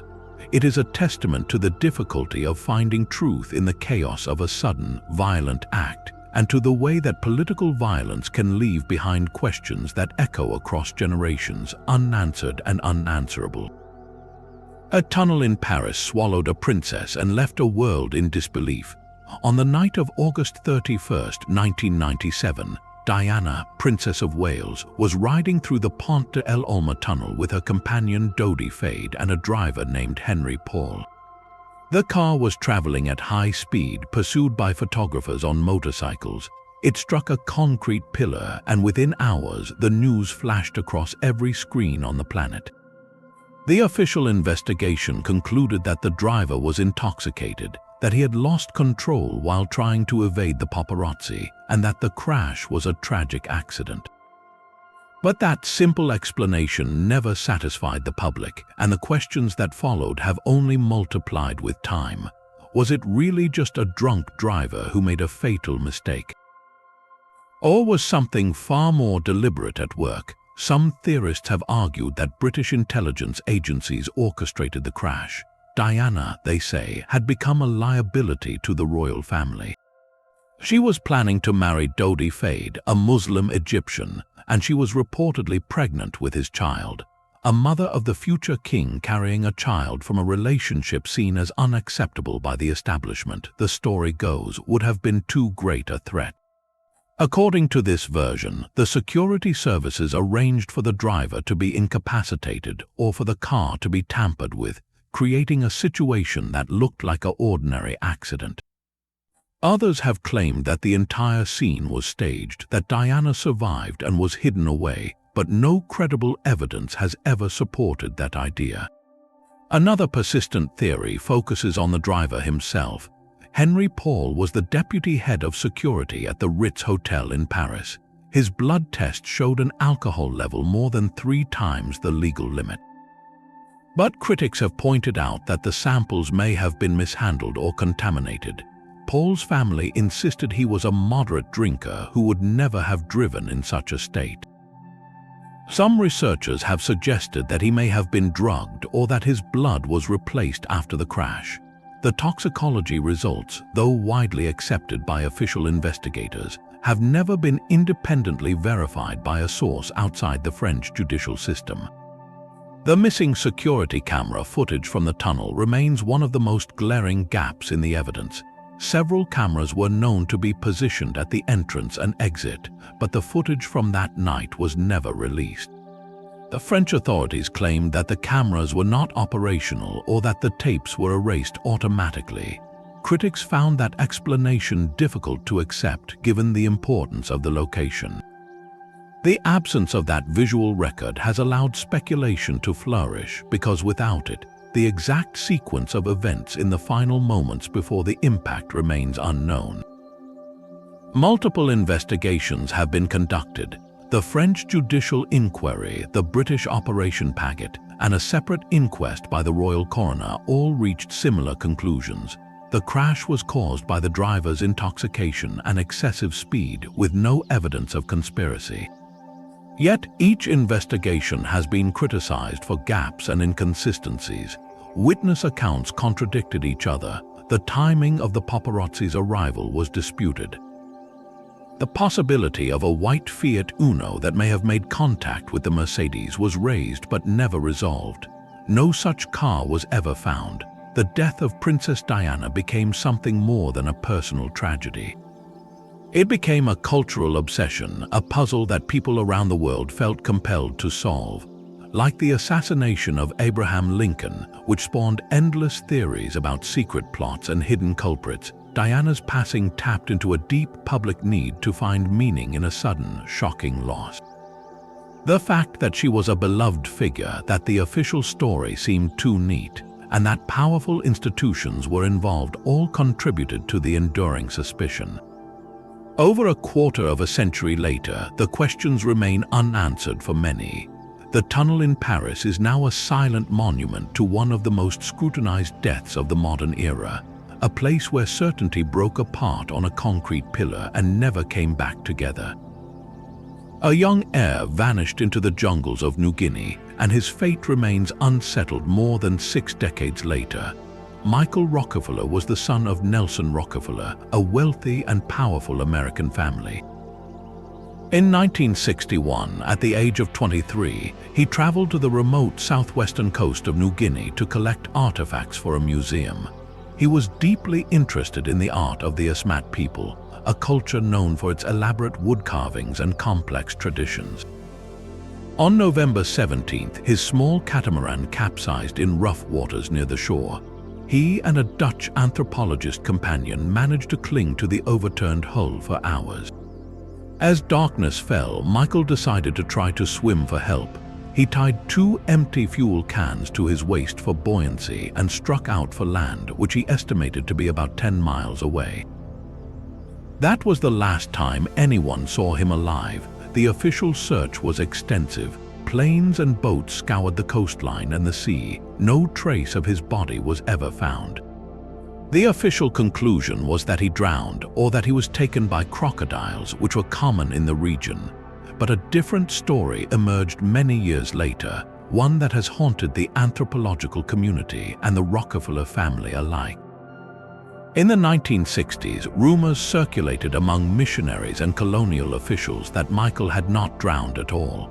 According to these accounts, he had reached the shore, exhausted and weak, and was discovered by members of a local Asmat village. The Asmat had a long tradition of headhunting and ceremonial practices that outsiders often misunderstood. Some accounts suggested that he was killed and then his remains were consumed as part of a ritual. The claim did not surface publicly until the 1990s, when a Dutch journalist named Carl Hofmann conducted extensive interviews with Asmat elders. Several elders, speaking decades after the event, told him that their ancestors had encountered a white man on the beach, that they had taken him to the village and that he had been killed. They described the location and the circumstances in detail. One man even claimed to have worn a bone from the young man's body as a trophy until he converted to Christianity and buried it. The lack of a body has made it impossible to verify these accounts. The Asmat people had been under pressure from colonial authorities to abandon their traditional ways, and they had reason to hide such events at the time. The confessions, if they are true, raise profound ethical questions. How do we handle stories of ritual violence from a culture that has been marginalized and misunderstood? Are the accounts reliable, or are they shaped by the expectations of the outsider asking the questions? Some researchers argue that the rumors were invented by missionaries to justify their presence or by rival tribes to discredit the Asmat. Others point out that the details given by the elders are so specific that they cannot be easily dismissed. The mystery of Michael Rockefeller is not just about one man's disappearance. It is a window into how we confront the unknown edges of the world and how our own cultural biases shape the stories we tell. The young heir who set out to collect art became, in a sense, part of a narrative that his own family could not control. His vanishing echoes the fates of earlier explorers who stepped into unmapped territories and never returned, from Sir John Franklin's lost Arctic expedition to Percy Fawcett's search for the lost city of Z. Each of these cases reminds us that the wild places of the earth still hold secrets, and that sometimes the most profound mysteries are the ones we cannot solve, only circle around, asking questions that will never have a final answer. A single bullet on a motel balcony changed the course of the civil rights movement. On April 4, 1968, Dr. Martin Luther King Jr. was standing on the second floor of the Lorraine Motel in Memphis, Tennessee, when a shot rang out from across the street. He was struck in the neck and died within an hour. The nation erupted in grief and anger, and the search for the killer began immediately. Within weeks, a man named James Earl Ray was arrested in London and extradited to the United States. He confessed to the murder and was sentenced to 99 years in prison. But almost as soon as he entered his plea, he recanted, claiming he had been set up by a man he knew only as Raoul. That claim opened a door that has never fully closed. Ray insisted that he had been a pawn in a larger conspiracy, that he had been led to Memphis, given a rifle, and told to wait, but that he had not actually fired the shot. The evidence against him was strong. His fingerprints were on the weapon, and a witness placed him near the rooming house from which the shot was fired. Yet the inconsistencies in the official story began to multiply. The rifle was found near the scene, but Ray's own testimony about his movements that day shifted with each telling. The FBI under J. Edgar Hoover had long considered King a threat to national security. Hoover had authorized surveillance of King's phone calls and had even sent an anonymous letter urging him to take his own life. The Bureau's hostility was no secret. Some researchers have argued that this animosity could have led elements within the government to allow or even encourage the assassination. The Memphis police also came under scrutiny. On the day of the killing, officers assigned to protect King had been mysteriously pulled away from the motel. The security detail that usually guarded him was absent, leaving him alone on the balcony at the exact moment the shot was fired. The possibility that local law enforcement was complicit has never been fully disproven. In 1999, a civil trial brought by the King family against a man named Lloyd Jowers, who claimed to have been involved in a conspiracy, reached a verdict. The jury found that government agencies, including the Memphis Police and the FBI, were part of a plot to assassinate Dr. King, and that James Earl Ray was not the sole perpetrator. The verdict carried no criminal weight, and the government dismissed it as unreliable, but it added fuel to the fire of doubt that has burned for decades. Organized crime also appears in the shadows of this story. Ray had a history of petty crime, and his escape from prison in 1967 was funded by an unknown source. Some theorize that mob figures who opposed King's activism or who had ties to the FBI provided the resources and the plan. The identity of the true mastermind remains the unanswered question at the heart of this case. Was it a lone racist acting on his own, a conspiracy within the Memphis Police, an operation sanctioned by the highest levels of government, or a combination of forces that used Ray as a convenient scapegoat? The pattern we have seen across so many of these cases, from Abraham Lincoln to John F. Kennedy to Olof Palme, repeats itself here. A single name is stamped on the official record, but the deeper questions never die. The loss of Martin Luther King Jr. was not just the end of a life. It was a fracture in the soul of a movement, a moment when the promise of justice seemed to be snatched away by forces that refused to be held accountable. And as long as those forces remain unnamed, the mystery will continue to speak to something we all sense, that history's most painful wounds are often the ones we cannot fully explain. Across centuries and continents, the same pattern keeps surfacing. A life ends, and the truth of that ending becomes as contested as the life itself. We have walked through 30 of these cases, from the boy king in the Valley of the Kings to the civil rights leader on a Memphis balcony. And what they share is not a single answer but a persistent question. Why do we keep searching for a hidden hand behind the official story? Part of the answer lies in the nature of evidence itself. Time erodes physical traces. Documents are lost, burned, or deliberately sealed. Witnesses die or change their stories. The tools available to modern forensic science are powerful, but they cannot work on data that never existed or was deliberately destroyed. In many of these mysteries, the key piece of evidence, a diary, a security tape, a lock of hair, a set of bones, was either mishandled or never collected in the first place. That gap is not a sign of conspiracy. It is a reminder that the past is fragile and that our knowledge of it is always incomplete. Yet the human mind craves a clear narrative. We want to know who was responsible and why. When the official version leaves a loose thread, we pull at it, and the fabric of certainty unravels. That is why so many of these cases have generated alternative theories that persist for generations. They fill the vacuum left by missing information with a story that feels more satisfying, even if it cannot be proven. But there is another layer to this pattern. Some of these mysteries were created deliberately by people in power who had reasons to hide the truth. Political suppression, propaganda, and the simple desire to control how history remembers a figure have all played a role. The deaths of the Romanovs, of Olof Palme, of John F. Kennedy, all bear the marks of official narratives that may have been shaped to serve a purpose beyond accuracy.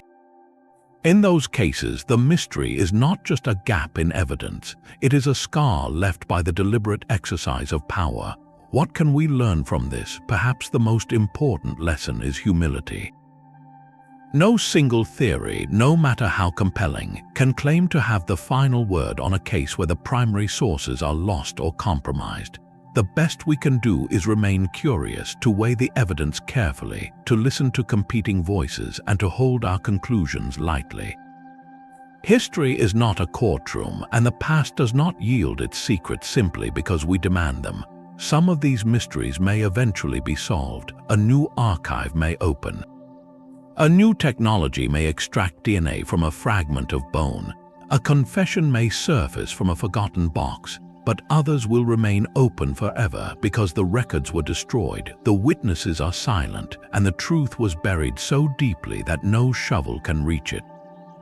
That is not a failure. It is the nature of studying a past that was never written down for us. The mysteries we have explored are not just puzzles to be cracked.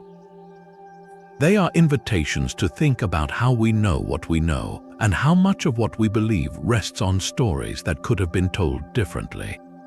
If one of these cases has captured your imagination, I would love to hear which one. Share your favorite historical death mystery in the comments below. And if you want to keep exploring the hidden corners of the past, please like this video, subscribe to the channel, and turn on notifications so you never miss a deep dive into the questions that history left unanswered.